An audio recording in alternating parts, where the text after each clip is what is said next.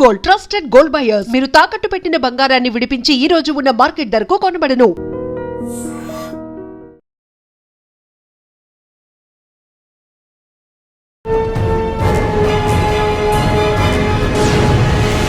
Welcome to crime diaries. Telugu రాష్ట్రాల్లో జనాల మధ్య తిరుగుతున్న పులులపై ఈరోజు టాపిక్.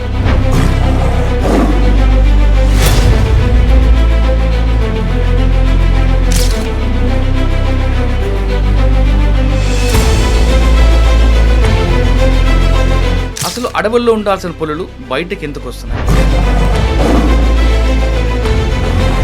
బయటకు వచ్చిన తర్వాత లేగ దూడల మీద, ఆవుల మీద దాడులు చేస్తుంది. దీనివల్ల రైతులందరూ బెంబేలెత్తుతున్నారు. ఆ పులులు తిరిగి అడవికి వెళ్ళాలంటే ఏం చేయాలి? పులికి ఎలాంటి హాని కలగకుండా అడవికి ఎలా తీసుకెళ్ళాలి? దీనికి ఎవరు పర్మిషన్ ఇస్తారు? అసలు పులి రోజుకి ఎన్నిసార్లు ఉంటుంది? ఇలాంటివన్నీ కూడా టోటల్గా చెప్పాలంటే పులి గురించి మనకి ఆసక్తికర విషయాలు చెప్పడానికి ఒక వ్యక్తి వచ్చారు. ఆయన ఈ వారం మన గెస్ట్.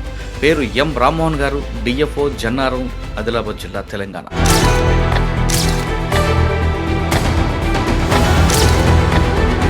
అంబ్రెల్లా అయితే మీరు ఎలాగైతే పట్టుకుంటే మనం దాని క్రింద మనకి ఎలాగ రక్షణ ఉంటుందో, టైగర్ కనుక ఉంటే మిగిలిన వాటికి రక్షణ ఉంటుంది. అసలు అడవిలోంచి పులి ఎందుకు బయటకు వస్తుంది? హెర్బివోర్ పాపులేషన్స్ ఆ విధంగా ప్రతి సంవత్సరం అక్కడ 60-70 ఎక్కువ పెరుగుతూ ఉండాలి ఎప్పటికీ. అక్కడ దుప్పులు కానీ, జింకలు కానీ, లేకపోతే పందులు కానీ ఏవైనా కూడా. అది ఎప్పుడైతే పెరగదో సమస్యలు వస్తాయి. ఆంధ్రప్రదేశ్ అలాగే తెలంగాణ వచ్చినటువంటి పులులు అక్కడి నుంచి వచ్చినటువంటివి 1,00,000 టైగర్లు కాస్త అది కొన్ని వేలకు వచ్చింది స్వతంత్రం వచ్చే టైంకి. ఆ తర్వాత 70లకు వచ్చేసరికి 100లకు వచ్చింది. తడోపాలో అట్లాంటి సమస్య ఏం లేదు యాక్చువల్, కానీ తడోపా నుంచి కూడా బయటకు వస్తున్నాయి. ఎందుకు? 100 కిలోమీటర్లు ప్రయాణం చేస్తాయి సార్. అవేంటంటే కొన్నింటికి వాటి యొక్క సహజాతాలు ఉంటాయి అన్నమాట. సార్, ఇప్పుడు ఎక్కడో తడవా నుంచి వచ్చిన టైగర్ ఇప్పుడు రంపచోడవరం ఫారెస్ట్లోకి వచ్చింది అనుకోండి, అక్కడే ఉంచమంటారా, తీసుకెళ్ళి జూలో పెట్టమంటారా? ప్రాబ్లం యానిమల్గా మారింది అనుకోండి, అంటే ఇంజురీస్ కావడము, లేకపోతే బాగా ఎక్కువగా జనాల నుంచి వ్యతిరేకత రావడము. టైగర్ యొక్క ఆహారంలో మనిషి అనేవాడు ఉండడు. లేదు, మిగతా జంతువులు ఎలా గుర్తిస్తాయి పులి వస్తుంది వేట కోసం? లంగూర్ అంటే కొండముచ్చు అంటాం కదా. అవును, ఆ కొండముచ్చులు పైన ఉంటాయి. సరే, అక్కడ జింకలు గుంపు ఉందని విషయం పులికి ఎలా తెలుస్తుంది? మనం ఏదో జనం మామూలుగా అనుకునే ఏంటంటే పరిగెత్తి దాన్ని పట్టుకుంటుందని అనుకుంటాం. అది ఏం పరిగెత్తదు, అసలే పరిగెత్తదు. టైగర్కి ఏమంటారంటే ఎండ్లెస్ పేషెన్స్ అంటారు. ఎండ్లెస్ అంత పేషెన్స్ ఉండాలి, ఉంటేనే దొరుకుతుంది, లేకపోతే దొరకదు. రాజమండ్రిలో చూసాం, పొలాల్లో జంప్ చేసి వెళ్ళి దాకా, అంటే భయంతో కొంత దూరం వెళ్ళగలుగుతుంది అంతే. స్విమ్మింగ్ చేస్తుంటది పులి. ఓ బ్రహ్మాండంగా కొన్ని కిలోమీటర్ల వరకు స్విమ్మింగ్ చేసేస్తుంది. పంజా కొడితే ఎంత వెయిట్ పడుతుంది? ఎద్దు తల మీద కనుక కొడితే ఎద్దు తల పగిలిపోతుంది. పిల్లలు ఉన్నప్పుడు మగపులి దగ్గర రానిస్తుందండి? దగ్గరికి రాకుండానే వేరే వెళ్ళేది. ఎందుకంటే కొన్ని సందర్భాల్లో ఆ మగపులి వచ్చేటువంటి మగపులి పిల్లల సంతానం కానట్టయితే వీటిని చంపే అవకాశం కూడా ఉంటుంది. సార్, పులి తన ప్రాంతాన్ని ఎలా గుర్తించుకుంటుంది అండి? ఒక్కొక్కసారి టాయిలెట్ వెళ్తుంటది, ఒక చెట్ల ఊరుతారు. అవును, బాగుంది. టెరిటరీ అన్నాం కదా మనం ఇందాక. ఆ టెరిటరీని అది ఏం చేస్తుంది అంటే పూర్తిగా మీరు ఇందాక చెప్పినట్టుగా యూరినేషన్ చేస్తుంది. పులిని చూసి మనిషి ఏం నేర్చుకోవచ్చు? హంట్ చేసేటప్పుడు ఇదంతా పేషెన్స్, విపరీతమైనటువంటి పేషెన్స్ ఉంటుంది దానికి. తడోబాలన జరిగింది ఒకసారి. ఆ సందర్భంలో వీళ్ళు రకరకాల వాటి యొక్క పగ్ మార్క్స్, ఈ రేక్ మార్క్స్, స్క్రేప్ మార్క్స్, ఇట్లాంటి వాటినన్నింటినీ చూసేటువంటి క్రమంలో అనుకోకుండా టైగర్ అది అటు నుంచి వచ్చింది, వీళ్ళు ఇటు నుంచి వెళ్ళారు. మీరు బుక్ రాశారు, అందులో కంటెంట్ ఏంటి, ఏ ఉద్దేశం రాశారు? అసలు కంటెంట్ గురించి చెప్పండి ఒకసారి.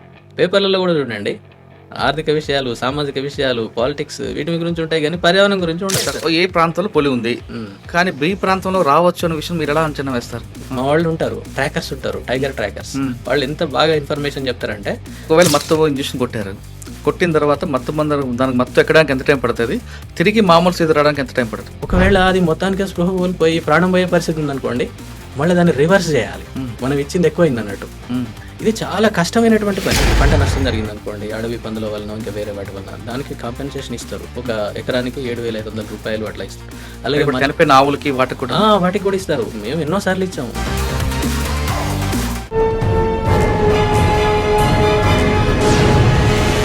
Welcome to crime diaries. Telugu రాష్ట్రాల్లో జనాల మధ్య తిరుగుతున్న పులులపై ఈరోజు టాపిక్.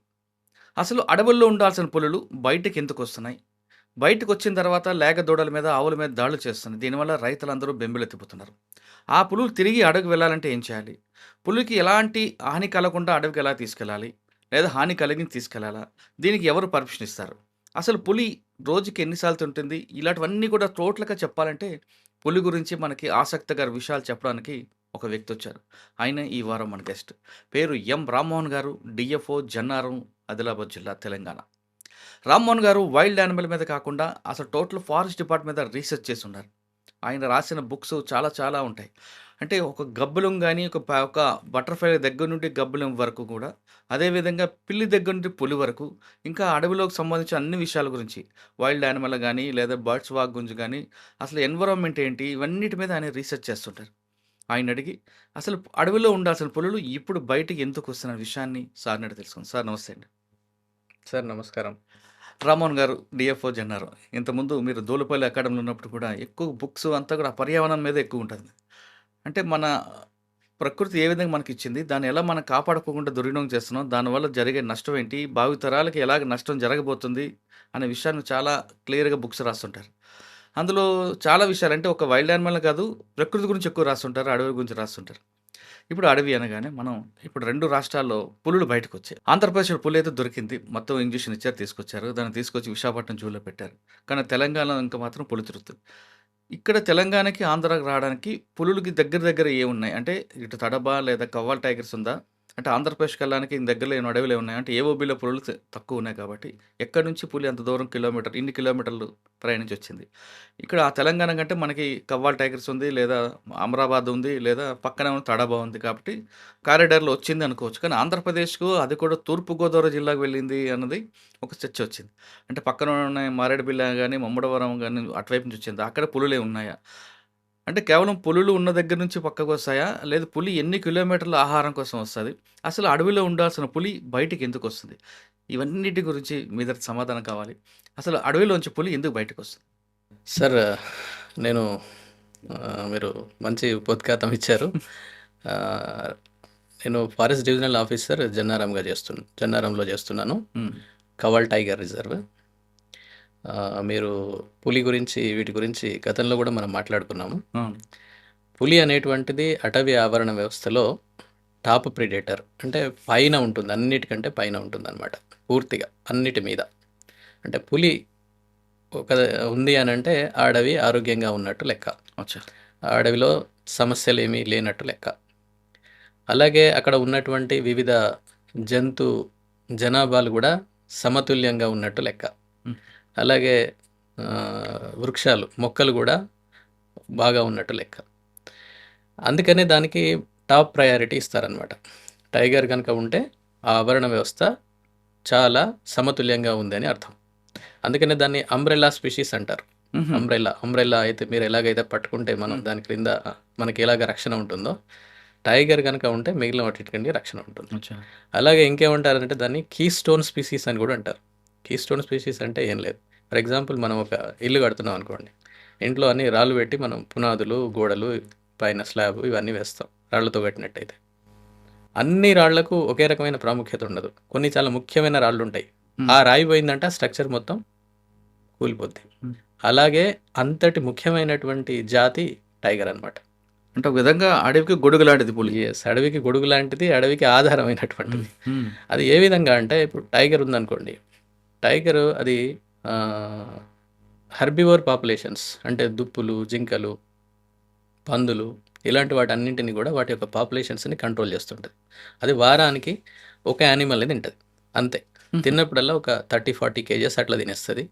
మళ్ళీ రెండో రోజు లేక మూడో రోజు మళ్ళీ వచ్చి మళ్ళీ కొంత తినేస్తుంది. మళ్ళీ వారం రోజుల వరకు మళ్ళీ తినదు. అది వారం 10 రోజుల వరకు అంటే ఒకసారి వేటాడిన తర్వాత వెంటనే తినదు. అంటే దాని బయాలజీ ఆ విధంగా ఇవాల్వ్ అయిందనమాట, అట్లా పరిణామం చెందింది. ఎందుకంటే ఎప్పటికీ మనలాగా ఖచ్చితంగా మధ్యాహ్నం దొరుకుద్ది, రాత్రి దొరుకుద్ది, రేపటికి దొరుకుద్ది అనేటువంటి ఉండవు యానిమల్స్ వేటికైనా కూడా. ఆ విధంగా వాటికి అట్లా డెవలప్ అయిపోయి ఉందన్నమాట. అంటే ఎస్పెషల్లీ కార్నివోర్స్లో, అంటే మాంసాహార జంతువులు. ఈ మాంసాహార జంతువుల్లో మళ్ళీ ఇది టాప్ ప్రెడేటర్. సో ఇది ఒకసారి తిన్నదంటే మళ్ళీ వారం రోజుల దాకా తినదు.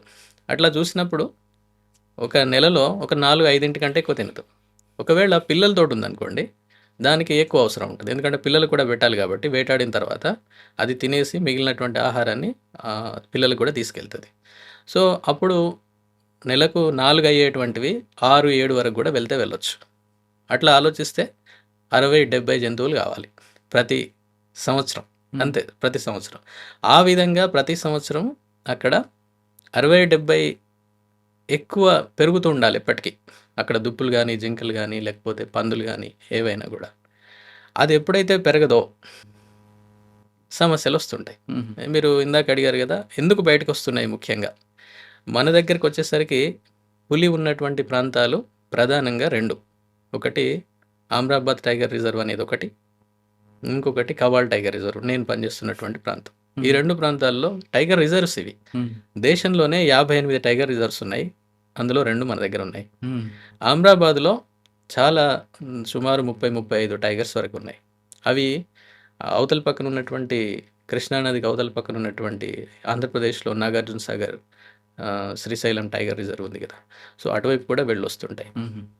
సో అక్కడ 30-35 సుమారు 27-28 వరకు పెద్దవి ఉన్నాయి. చిన్న కప్స్ కూడా ఉంటాయి అన్నమాట, ఒక 7-8 కప్స్ వరకు ఉన్నాయి. అలాగే కవాల్ టైగర్ రిజర్వ్లో కూడా ఇప్పటికీ ఒక 7-8 రిపోర్ట్ అవుతుంటాయి ఇప్పటికీ. సో ఇప్పుడు ఈ 2 మనం ఇందాక చెప్పుకున్నటువంటి ఆంధ్రప్రదేశ్ అలాగే తెలంగాణలో తిరుగుతున్నటువంటి పులులు అక్కడి నుంచి వచ్చినటువంటివే. అవి ఎక్కడి నుంచి వచ్చాయంటే, మీరు ఇందాక చెప్పారు తడోబా అని.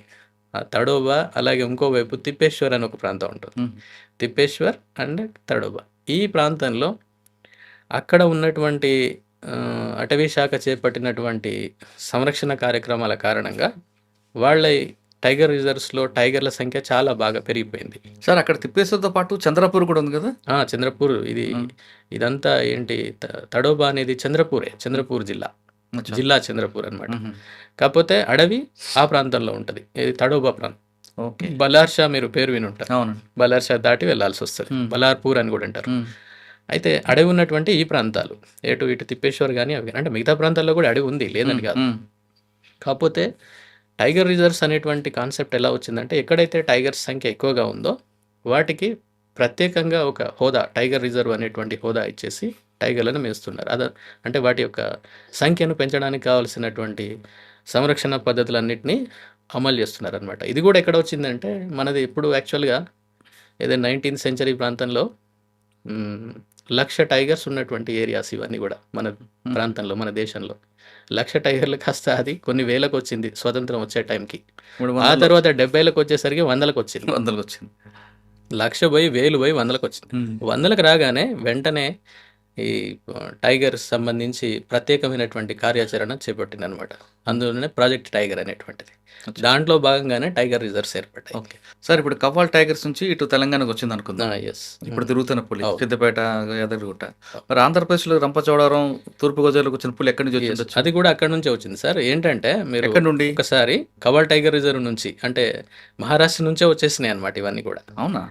ఎస్. అయితే ఇవన్నీ కూడా ఇదేంటంటే ఒకే రకమైనటువంటి, మీరు ఒకసారి మ్యాప్ చూస్తే, ఆ మ్యాప్ కనుక మనం పరిశీలిస్తే, ఏది వెజిటేషన్ మ్యాప్ అంటే చెట్లు అడవులు ఎక్కడెక్కడ ఉన్నాయని కానీ ఆలోచిస్తే క్లియర్గా ఇదంతా కూడా ఇక్కడ ఉన్నటువంటి తడోబా, ఆదిలాబాదు, తర్వాత కరీంనగర్, ఖమ్మము, ఈస్ట్ గోదావరి, ఇట్లా ఇదంతా కలిసే ఉంటుంది యాక్చువల్గా. మనం మ్యాప్ చూస్తే తెలుస్తుంది, ఆ పచ్చదనం కనిపిస్తుంది అనమాట. కాకపోతే రకరకాల కారణాల వలన అవి మధ్యలో ఫ్రాగ్మెంటేషన్ జరగడము, లేకపోతే వ్యవసాయానికి మారిపోవడము ఇలా జరిగిందనమాట. కానీ నిజానికి అదంతా కలిసి ఉన్నటువంటిదే. అదంతా మళ్ళీ లాస్ట్కి మళ్ళీ అది చివరికి వెళ్ళి అటు ఏది ఏఓబి మీరు ఇందాక అన్నారు కదా, ఒరిస్సా అటువైపు కూడా వెళ్ళిపోతుంది అది. ఓకే. అట్లా ఇదంతా కనెక్టింగ్ ప్యాచెస్ ఇవన్నీ కూడా. అయితే ఇంకొకటి ఏంటంటే, కొన్ని ప్రాంతాలు ప్రత్యేకంగా ఉన్నాయి. ఫర్ ఎగ్జాంపుల్ తడోబా, అలాగే మన దగ్గర కవాల్ టైగర్ రిజర్వ్, అలాగే ఛత్తీస్గఢ్లో ఇంద్రావతి టైగర్ రిజర్వ్. ఇవి టైగర్స్ ఉన్నటువంటి ప్రాంతాలు. వీటిని కనెక్ట్ చేస్తూ కారిడార్స్ అనేటువంటివి ఉంటాయి. కారిడార్ అంటే వసారా అంటాం కదా, ఒక రూమ్ నుండి ఇంకో రూమ్కి వెళ్ళాలంటే మనం కారిడార్ నుంచి వెళ్తాం. అట్లాగే కొన్ని ప్రాంతాలు కారిడార్ ప్రాంతాలు ఉంటాయి, అక్కడ నుంచి కూడా వెళ్తుంటాయి అన్నమాట. అవి వెళ్ళి ఒక ప్రొటెక్టెడ్ ఏరియా నుండి ఇంకొక ప్రొటెక్టెడ్ ఏరియా, లైక్ ఒక టైగర్ రిజర్వ్ నుండి ఇంకో టైగర్ రిజర్వ్ ఏరియాకి వెళ్తుంటాయి. అయితే ఇక్కడ ముఖ్యంగా బయటికి రావడానికి కారణాలు కనుక గమనిస్తే, ఏవైనా కూడా టైగర్ అనే కాదు ఏవైనా కూడా ప్రధానంగా ఏంటంటే, ఫస్ట్ జరగాల్సి ఉన్నటువంటి కారణం ఆవాసం, వాటి యొక్క ఆవాసం నాశనం కావడం. అది మొట్టమొదటి కారణం. వాటి ఆవాసం దెబ్బతింటుంది. దానికి కారణాలు చాలా ఉన్నాయి. చెట్లు నరగడం కావచ్చు, లేకపోతే ఎంక్రోచ్మెంట్స్ కావచ్చు, ఇలాంటివి అనమాట. అలాగే కొన్ని జంతువులను చంపడం కావచ్చు, ఇలాంటివన్నీ. ఫస్ట్ ఆవాసం దెబ్బతినడం అనేటువంటిది ఒకటి. రెండవది ఆవాసం ముక్కలు కావడం, అంటే ఫ్రాగ్మెంట్ అయిపోతుంది. ఫర్ ఎగ్జాంపుల్ పెద్దగా ఒక పొడుగ్గా ఉన్నటువంటి ఏరియా ఉంది, మధ్యలో పెద్ద రోడ్ వెళ్ళడము, లేకపోతే మధ్యలో వ్యవసాయానికి అక్రమంగా చెట్లు కొట్టేయడము, ఆ ఏరియా మొత్తం క్లియర్ కావడము, ఇలాంటివి మన దగ్గర చాలా జరిగాయి. ఓకే. ఇక్కడనే కాదు, ఎక్కడైనా చాలా దేశం మొత్తంలో ఉన్నాయి, వేరే ప్రపంచ దేశాల్లో కూడా చాలా చోట్ల ఉన్నాయి. సో ఒకప్పుడు వాటి ఆవాసం ఎట్లయితే ఇంటాక్ట్గా ఉండేదో ఇప్పుడు ఆ పరిస్థితి లేదు. బికాజ్ ఆఫ్ మన మనిషి యొక్క ఇంటర్ఫిరెన్స్ కారణంగా దాంట్లోకి వ్యవసాయం పేరుతోటో లేకపోతే ఇంకా అభివృద్ధి కార్యక్రమాలు కావచ్చు, ఇలాంటివి ఏవైనా కావచ్చు. అది ఇంకొకటి ఏంటంటే దానికి కావాల్సినటువంటి ఆహారం లేకపోవడం సమృద్ధిగా. ఇప్పుడు నేను ఇందాక చెప్పాను మీకు, వారానికి దానికి ఒకటి కావాలి, తినాల్సిందే ఆహారం, తినడం కోసమే, అదే దాచిపెట్టుకోవడం కోసమే కాదు, తినడం కోసమే, అప్పటి వరకు తినడానికే. సో అవి కూడా ఏం చేస్తున్నారంటే హంటింగ్, అదే పోచింగ్ అంటారు, చంపేస్తుంటారు. అలా ఆహారం కూడా వాటికి దొరకదు. ఆహారం కూడా దొరకకపోవడం కూడా దానివల్ల కూడా అది ఒక ప్రాంతం నుండి ఇంకో ప్రాంతానికి వెళ్తుంది. ఇంకొకటి ఏంటంటే ఒక దగ్గర అంటే నీటి సౌలభ్యం కూడా ఉండాలి. సరే, అది తర్వాత ప్రయారిటీ అనుకోండి. ఇలా రకరకాల కారణాలు. ఇంకొకటి ఆడపులి అనుకోండి, మగపులి కోసం, లేక మగపులి ఆడపులి కోసం మేటింగ్, దాని గురించి కూడా వెళ్తాయి, ఒక దగ్గర నుండి ఇంకో దగ్గరికి వెళ్తాయి. ఇలా కొన్ని కిలోమీటర్ల మేరకు అవి ప్రయాణం చేస్తూనే ఉంటాయి. ఈవెన్ కొన్ని వందల కిలోమీటర్లు కూడా వెళ్తాయి. ఇవన్నీ కారణాలు వాటన్నిటికీ కూడా. అంటే అభివృద్ధి కార్యక్రమాలు కావచ్చు, ఆవాసం నాశనం కావచ్చు, లేకపోతే అందులో వాటి యొక్క ఆహారం వాటికి దొరకకపోవడం కావచ్చు, ఇలాంటివన్నీ. ఇంకా కొన్ని సందర్భాల్లో అన్నీ బాగుంటాయి కానీ వాటి సంఖ్య పెరుగుతుంది, టైగర్ల సంఖ్య పెరుగుతుంది. ఫర్ ఎగ్జాంపుల్ తడోబానే అనుకో, తడోబాలో దేనికైనా కూడా ఒక క్యారింగ్ కెపాసిటీ అనేది ఒకటి ఉంటుంది. అంటే ఒక నిర్దిష్టమైనటువంటి ప్రాంతం ఉందనుకోండి, దాంట్లో ఉండాల్సిన జనాభా ఉండాలి, అంతకంటే పెరిగింది అనుకోండి అవి ఉండలేవు. మనుషులు కూడా అంతే. ఒక నలుగురికి కట్టినటువంటి ఇంట్లో ఇంకో నలుగురు పెరిగారనుకోండి, ఇద్దరు పెరిగారనుకోండి, ప్రాబ్లం అయిపోతుంది ఆటోమేటిక్గా. ఇంకా ఎంత స్పేస్ కోసం మనం ప్రయత్నిస్తున్నట్టుగా అది కూడా. అదే టైగర్ విషయంలో ఏంటంటే ఇది టెరిటోరియల్ యానిమల్, దానికంటూ ప్రత్యేకంగా తప్పనిసరి కొంత టెరిటరీ ఉండాలి. అది ఎన్ని కిలోమీటర్లు ఉండాలి? ఎస్, అది ఇదివరకు కూడా నేను గతంలో మనం డిస్కస్ చేసాం ఈ విషయం. దానికి స్పెసిఫిక్గా ఉంటుంది అనమాట. ఇది అంతా కూడా సైన్స్ సార్, ఇదంతా కూడా ఎవ్రీథింగ్ ఈజ్ సైన్స్ ఓన్లీ. మనం అనుకుంటాం దాని గురించి మనకు తెలియక మాట్లాడతాం, కానీ ఎలా ఉంటుందంటే దానికి దొరికేటువంటి ఆహారాన్ని బట్టి దాని ఏరియా ఉంటుంది. ఫర్ ఎగ్జాంపుల్ ఒక 10 చదరపు కిలోమీటర్ల ఏరియాలో దానికి కావాల్సిన దుప్పులు, జింకలు, ఆహారం, నీళ్లు, అలాగే అన్డిస్టర్బ్డ్ హ్యాబిటాట్ అంటే డిస్టర్బెన్స్ లేనటువంటి ఆవాసం ఉందనుకోండి, చాలు, అంతే. ఇక అది మిగతా ఏరియాకి పోదు, ఇక అవసరం లేదు. ఇంకా 5 కిలోమీటర్లనే ఉందనుకోండి, 5 కిలోమీటర్లే దానికి కావాల్సినవి ఉన్నాయి అనుకోండి, ఆ 5 కిలోమీటర్ల వరకు దాని టెరిటరీని ఏర్పరచుకుంటుంది. ఒకళ్ళు మీటింగ్ కావాల్సిందే, లేకపోతే అంటే అది కూడా ఉంటే ప్రాబ్లం ఏం లేదు. సరే, ఒకవేళ కావాలనుకుంటే వెళ్తే వస్తుంది, అది అంతే. అలాగే ఇంకేంటంటే మగ పులి యొక్క టెరిటరీలో ఆడపులుల యొక్క టెరిటరీ కూడా ఉంటుంది, అలా కూడా ఉంటుంది. లేక వెళ్ళైనా వస్తుంది అది. ఓకే, సో నేను ఇందాక చెప్పిన పాయింట్ ఏంటంటే ఒకవేళ ఆ ఏరియాలో ఫర్ ఎగ్జాంపుల్ ఇందాక మనం కారణాలలో దుప్పులు, జింకలు ఇట్లాంటి వాటిని చంపేయడం వలన వెళ్ళిపోతుంది అని అనుకున్నాం కదా. ఇప్పుడు ఇక్కడ ఏమవుతుందంటే కొన్ని దుప్పులు, జింకలు చనిపోయినాయి అనుకోండి, మనం చంపేసినప్పుడు ఏమవుతుంది, దాని యొక్క ఏరియా 10 చదరపు కిలోమీటర్లు కాస్త 20 చదరపు కిలోమీటర్లు పెరుగుతుంది. పెరగడం వల్ల ఏమవుతుంది, మానవ ఆవాసాలు ఇంకేదైనా ఉంటే ఆ ఏరియా కూడా అందులోకి వచ్చేస్తుంది. అంటే దగ్గరలో అదే దానికి అంటే ఇంటరాక్షన్ అయ్యేటువంటి మనుషులతోటి ఇంటరాక్ట్ అయ్యేటువంటి ఛాన్సెస్ పెరుగుతాయి. ఎందుకు, ఇందాక చెప్పినటువంటి కారణాలు. సో అంటే దానికి దొరికే ఆహారాన్ని బట్టి, దాని యొక్క ఆవాసాన్ని బట్టి, దాని యొక్క టెరిటరీ ఆధారపడి ఉంటుంది. మీరు గమనించి ఉంటారు. అంటే దీనికి కారణం ఎవరు, మళ్ళీ మానవ కార్యకలాపాల వల్లనే అట్లా అవుతుంటాయి అనమాట. ఇది ఒకటి. ఇందాక నేను తడోబా అని చెప్పాను, తడోబాలో అట్లాంటి సమస్య ఏం లేదు యాక్చువల్గా, కానీ తడోబా నుంచి కూడా బయటకు వస్తున్నాయి. ఎందుకు వస్తున్నాయి అంటే వాళ్ళు ఇందాక మనం డిస్కస్ చేసినట్టు అక్కడ మంచి ప్రొటెక్టివ్ మెజర్స్, కన్జర్వేషన్ మెజర్స్, సంరక్షణ కార్యక్రమాలు అవన్నీ తీసుకోవడం వల్ల వాటి సంఖ్య బాగా పెరిగిపోయిన తర్వాత ఇందాక మనం ఒక 10 టైగర్స్ ఉండేటువంటి ప్రాంతం అనుకోండి ఫర్ ఎగ్జాంపుల్, ఇంకొక 5 టైగర్స్ వచ్చేసినాయి, మళ్ళీ పుట్టినాయి, కప్స్ వస్తుంటాయి. మళ్ళీ అవి పోవాలి మరి, ఎందుకంటే ఇది టెరిటోరియల్ యానిమల్ కదా, దానికి టెరిటరీ కావాలి కంపల్సరీ. అప్పుడు అది ఏం చేస్తుంది, ఇక అది అక్కడ నుంచి బయటకు వచ్చేస్తుంది. అంటే ఏదైతే డామినెంట్ టైగర్ ఉంటుందో అది ఉంటుంది, ఎందుకంటే అది డామినెంట్ కదా, వేరే దాన్ని తోసేస్తుంది, అక్కడ నుంచి అది బయటకు వచ్చేస్తుంది. బయటకు వచ్చేసి ఇట్ విల్ బి బయటికి ఏంటి సర్చింగ్ ఫర్ టెరిటరీ, కొత్త టెరిటరీ కోసం వస్తుంది. దగ్గరలో కనుక ఏదైనా టెరిటరీ ఉందనుకోండి, ఫారెస్ట్ ఉందనుకోండి, అందులోకి వచ్చేస్తుంది. దాంట్లోకి వచ్చినప్పుడు కొత్తగా వచ్చింది కదా, అంతా కొత్తే, దానికి కొత్తే, ఇక్కడ ఉన్న మనుషులకు కొత్తే, కాబట్టి అంతా ఎస్ అది సమస్యగా మనం పరిగణిస్తాం దాన్ని అంతా. కానీ ఏం జరిగింది యాక్చువల్గా, అక్కడ దానికి టెరిటరీ లేకపోవడం, అక్కడ జనాభా పెరగడం వలన టెరిటరీ లేకపోవడం అనేది it is a natural process, అది ప్రకృతి సహజమైన విషయం కదా. కానీ కొత్త డామినెంట్ కొత్త ఏరియాస్కి వచ్చేసరికి దానికి కొత్తగానే ఉంటుంది, నేచురల్గా వచ్చింది అది, కానీ మనకు కొత్తగా ఉంటుంది ఇదంతా. ఏంటి ఇదంతా ఎక్కడి నుంచి వచ్చింది అనేటువంటిది మనకు అనిపిస్తూ ఉంటుంది. అయితే దగ్గరలో ఉన్నటువంటి ఏరియాస్లో ఈ సమస్య లేదు. ఇప్పుడు కాగజ్ నగర్, ఆదిలాబాద్, ఇక్కడ టైగర్లకి సమస్య లేదు. కానీ కొంచెం దూరంగా వెళ్ళిపోయి వేరే ప్రాంతాల్లో, ఇప్పుడు ఎప్పుడు కనబడినటువంటి ప్రాంతాలకు వెళ్ళేసరికి ఇప్పుడు మనకు కొత్తగా ఉంది. అంటే మనకు కొత్త కానీ అన్ని వందల కిలోమీటర్ ప్రయాణం చేస్తాయి సార్. అవేంటంటే కొన్నింటికి వాటి యొక్క సహజాతాలు ఉంటాయి అన్నమాట. అంటే బేసిక్ ఇన్స్టింక్ట్స్ అంటాం కదా, ఆ ఇన్స్టింక్ట్స్ ఉంటాయి కొన్నిటికి. ఫర్ ఎగ్జాంపుల్ కొన్ని టైగర్స్ ఇప్పుడు వరంగల్ ములుగు ప్రాంతం నుంచి కూడా ప్రయాణం చేసేటి, నేను ములుగులో పనిచేస్తున్న కార్యక్రమం అది ఆ సమయంలో. అయితే అవి ఏంటంటే అక్కడ ఎవరు అరే ఇప్పుడు పులి ఇక్కడ తిరగడం ఏంటి అని అనుకునేవాళ్ళు. ఎందుకంటే ములుగు అనేటువంటిది అదే స్టార్టింగ్ పాయింట్ ఫారెస్ట్ స్టార్ట్ కావడానికి వరంగల్ జిల్లాలో, పాత వరంగల్ జిల్లాలో. అక్కడ ఇప్పుడు అంటే ఈ మధ్య కాలంలో రీసెంట్ టైంలో అక్కడ టైగర్ ఉంటుందని ఎవరు అనుకోలేదు, కానీ టైగర్ అక్కడ రిపోర్ట్ అయింది. ఎందుకు అంటే అవన్నీ కూడా ఒకప్పుడు ఒక 20 ఏళ్ల కింద, 30 ఏళ్ల కింద, ఇంకా అంతకంటే వెనక గనక పోతే ఆ ప్రాంతంలో అక్కడ టైగర్స్ విపరీతంగా ఉండేటివి.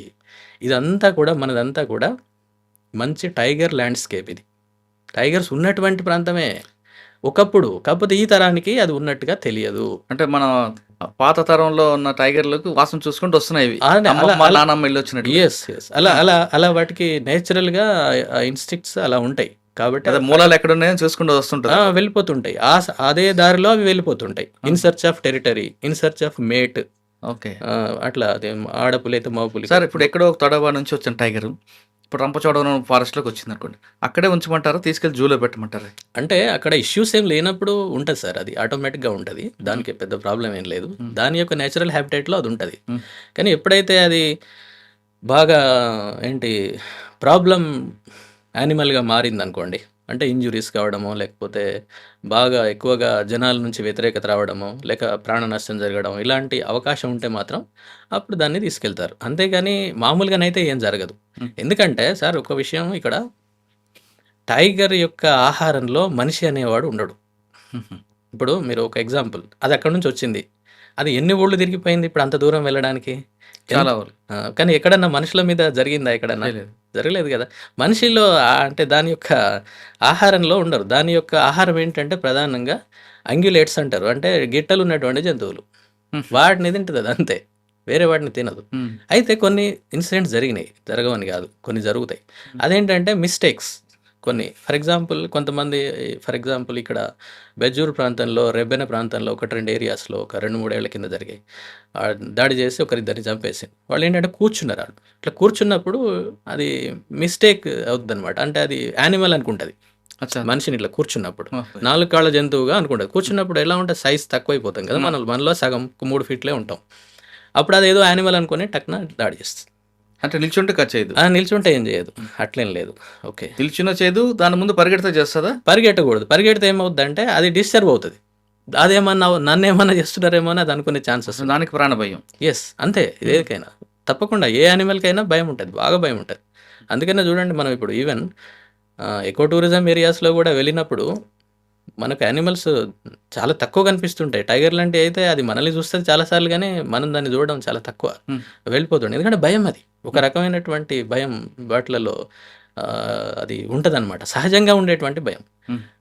కొన్ని బాగా ఎక్కువ పాపులర్ ఎకో టూరిజం డెస్టినేషన్స్లో మాత్రం కొంచెం అలవాటు పడిపోయి దగ్గరకు వస్తుంటాయి, అలవాటు పడతాయి అవి. అంతేగాని యాక్చువల్గా సహజంగా ఉండే ఏ యానిమల్ అయినా కూడా దానికి భయం ఉంటుంది బాగా బాగా అంటే బాగా భయం ఉంటుంది. అందుకని మళ్ళీ ఎందుకు ఇంకొకటి ఏంటంటే వాటి సెన్సెస్ బాగా స్ట్రాంగ్ ఉంటాయి. వినడం, చూడడం బాగా చూస్తుంది. అది మనల్ని ఈజీగా గమనిస్తుంది, ఈజీగా వింటది, విని రిట్రీట్ అయిపోద్ది అది దూరంగానే. ఒక 100-200 మీటర్ల దూరం నుండే మనల్ని గమనించేసి అంటే ఏంటి మనుషులు వినికిడి వినా లేదంటే ఎస్ ఏ ఏదైనా జంతు సౌండ్ వచ్చింది? ఏ జంతువు అని కాదు, మనుషులు ముఖ్యంగా. వేరే వాటితోటి సమస్యలు ఏమి ఉండవు వాటికి. టైగర్కి వేరే దానితో ఏం సమస్య ఉంటుంది? ఏమి ఉండదు. వీడు మన కోసం చొర్రని వెళ్ళిపోద్ది. అంటే భయం ఉంటుంది, ఒక రకమైనటువంటి ఎలూఫ్నెస్, దూరంగా ఉండడం అనేది. ఏ యానిమల్ అయినా అంతే, వైల్డ్ యానిమల్ ఏదైనా కానివ్వండి, మీరు వేరే ఏవైనా. సార్ ఒకసారి మనం పులి గురించి మాట్లాడదాం మరొకసారి. పులి ఒక అడవిలో చెప్తున్న అడవులు దాని టెరిటరీలో ఉండి వేటకు వెళ్తున్న సమయాన్ని, అంటే ఆ ప్రాంతంలో జింకలు ఉన్నాయి, దానికి కావాల్సిన ఫుడ్ ఉందని ఎలా గుర్తిస్తుంది? అది ఈ ప్రాంతం నుంచి ఇంకో ప్రాంతంకి వెళ్తున్న విషయాన్ని నేచర్ ఏమో చెప్తాదా, లేదు మిగతా జంతువులు ఎలా గుర్తిస్తాయి పులి వస్తుంది వేట కోసం అని? అంటే వాటికి కూడా సెన్సెస్ ఉంటాయి.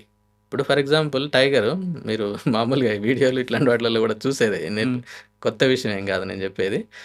టైగర్ వస్తుంది అనుకోండి, అన్నీ అలర్ట్ అయిపోతాయి. టైగర్ ఎట్లా అయితే నేను ఇందాక ఎన్ని జంతువులు మనుషులను చూసినప్పుడు ఇంకా చూసినప్పుడు అలర్ట్ అయిపోతాయి అని చెప్పినాడు కదా, సేమ్ అట్లాగే టైగర్ వస్తుంది అంటే మిగతా యానిమల్స్ అన్నీ కూడా అలర్ట్ అయిపోతాయి. ఎలా తెలుస్తుంది? సెన్సెస్ అవి అంతే, దాన్ని ఆ సెన్సెస్ ఉంటాయి వాటికి. అంటే ఆ జ్ఞానేంద్రియాలు ఆ విధంగా పనిచేస్తాయి మొత్తం. పైన కొన్ని పిచ్చుకలు alert చేస్తాడు కదా? లంగూర్స్ లాంటివి. లంగూర్ అంటే కొండముచ్చు అంటాం కదా, అవును. ఆ కొండముచ్చులు పైన ఉంటాయి. అయితే మిగతా అన్నిటికంటే కొండముచ్చుకు కింద ఏం జరుగుతుంది కనబడే అవకాశం చాలా ఎక్కువ. కాబట్టి అది గమనిస్తుంది, గమనించి కాల్ చేస్తుంది. It is called alarm call. Alarm call అన్నట్టు. అంటే కింద ఏమైనా ముఖ్యంగా స్పాటెడ్ డియర్ ఉంటాయి కదా, ఆ స్పాటెడ్ డియర్ అవి మేస్తుంటాయి మామూలుగా. ఏది చుక్కల దుప్పులు మేస్తుంటాయి. దానికంటే ఫస్ట్ కనిపించేటువంటిది లంగూరుకు, ఎందుకంటే ఇది చెట్టు మీద ఉంటుంది కాబట్టి అది చూస్తుంది. చూసి వెంటనే అలారం కాల్ చేస్తుంది. చేస్తే అది వెంటనే ఇవి అలర్ట్ అయిపోయి వెంటనే అక్కడి నుంచి వెళ్ళిపోవడమా లేక గమనించుకుంటూ చూడడమా చేస్తాయి అనమాట. సో ఇట్లా ప్రతి ఒక్కటి, ఎందుకంటే అది టాప్ ప్రెడేటర్ కాబట్టి చంపడానికి, అది వేటాడడానికి దానికి తప్పనిసరి అది చేస్తుంది. సరే, అక్కడ జింకలు గుంపు ఉందనే విషయం పులికి ఎలా తెలుస్తుంది? అంటే సార్ ఒకటి ఏంటంటే టైగర్ చేసేటువంటిది ఇప్పుడు కూడా దాని వేట విధానం అంతా డిఫరెంట్గా ఉంటుంది. అదేం చేస్తుంది అంటే, మనం ఏదో జనం మామూలుగా అనుకునే ఏంటంటే పరిగెత్తి దాన్ని పట్టుకుంటుందని అనుకుంటాం. అది ఏం పరిగెత్తదు, అసలే పరిగెత్తదు. ఒక దగ్గర కూర్చొని ఉంటుంది. అంబుష్ ప్రెడేటర్ అంటారు దాన్ని. అంబుష్ అంటే మీకు ఐడియా? మాట వేయడం. మాట వేసి అక్కడ కూర్చొని ఉంటుంది. అది ఎక్కడ కూర్చుంటుంది దానికి తెలుసు, ఎక్కడ దాని ప్రే దొరుకుద్ది, ఆహారం ఎక్కడ దొరుకుతుంది, ఎక్కడ వీటికి ఏంటి గడ్డి కావాలి కదా, గడ్డి ఇతరత్ర జంతువులు ఇవే కదా తినేది. ఆ మెడోస్ అంటే పచ్చిక పేర్లు ఎక్కడున్నాయి, తినేటువంటి ఎక్కడున్నాయో దానికి తెలుసు. ఆ ప్రాంతాల్లో ఉంటుంది అది. అక్కడ కూడా నక్కి కూర్చొని ఉంటుంది. లేకపోతే ఇంకొకటి ఏంటి, వాటర్, నీళ్ళ కోసం ప్రతి జంతువు రావాల్సిందే కదా, ఆ ప్రాంతం అక్కడ కూర్చొని ఉంటుంది అది. అంతే. ఇవి ప్రధానమైనటువంటి, మిగిలినవి కూడా ఉండొచ్చు కానీ ఇవైతే ప్రధానం. అక్కడ కూర్చొని ఉంటుంది అది. కూర్చొని వెయిట్ చేస్తూ ఉంటుంది అంతే. దగ్గరికి రాగానే టార్గెట్ని చూసుకొని దాని మీద పడుతుంది, పట్టేసి దాన్ని చంపేస్తుంది అంతే. అది కూడా మనం మళ్ళీ ఇంకొక అపోహ ఏంటంటే టైగర్ అంటే అన్ని అదేంటి చేయగానే వేట మొదలు పెట్టగానే ఖచ్చితంగా చంపేస్తుందని అనుకుంటారు కానీ అసలే కాదు. అది 20 సార్లు అది ప్రయత్నం చేస్తే 1 లేక 2 సార్లు సక్సెస్ అవుద్ది అంతే. మిగతా సార్లు అంతా ఫెయిలే. ఎందుకు? ఇదెంత రెడీనెస్ తోటి ఉందో ఎదుటి యానిమల్ కూడా తప్పించుకోవడానికి అన్ని రకాలుగా చేస్తుంది. అంతేకాదు దాని శాయశక్తులు అది కృషి చేస్తుంది. దీనికేమో ఆహారం కోసం ఇది చేస్తుంది, అదేమో ప్రాణం కోసం అది చేస్తుంది. కాబట్టి ఇక్కడ దొరకడం కూడా చాలా కష్టం. అట్లా అయితే ఇలాంటి ప్లేసెస్ చూసుకొని అక్కడ ఉంటుంది అనమాట. సీక్రెట్గా ఉంటుంది. చాలా పేషెన్స్ ఉండాలి టైగర్కి. ఏమంటారంటే ఎండ్లెస్ పేషెన్స్ అంటారు. ఎండ్లెస్ అంతం లేదు, అంత పేషెన్స్ ఉండాలి. ఉంటేనే దొరుకుతుంది, లేకపోతే దొరకదు. ఎందుకంటే ఇదేంటంటే ఒక్కసారి పరిగెత్తలేదు టైగర్. పరిగెత్తేదో ఏది మన చీతా ఉంది చూసారా, చీతా కానీ లెపర్డ్ కానీ వాటిలాగా పరిగెత్తలేదు. అవి వాటి యొక్క బాడీ అదంతా కూడా స్లీక్గా ఉంటాయి, సన్నగా ఉంటాయి. కానీ టైగర్ అనేది అలా ఉండదు, బాగా రోబస్ట్ ఉంటుంది. అది 200-300 కిలోలు ఉంటుంది.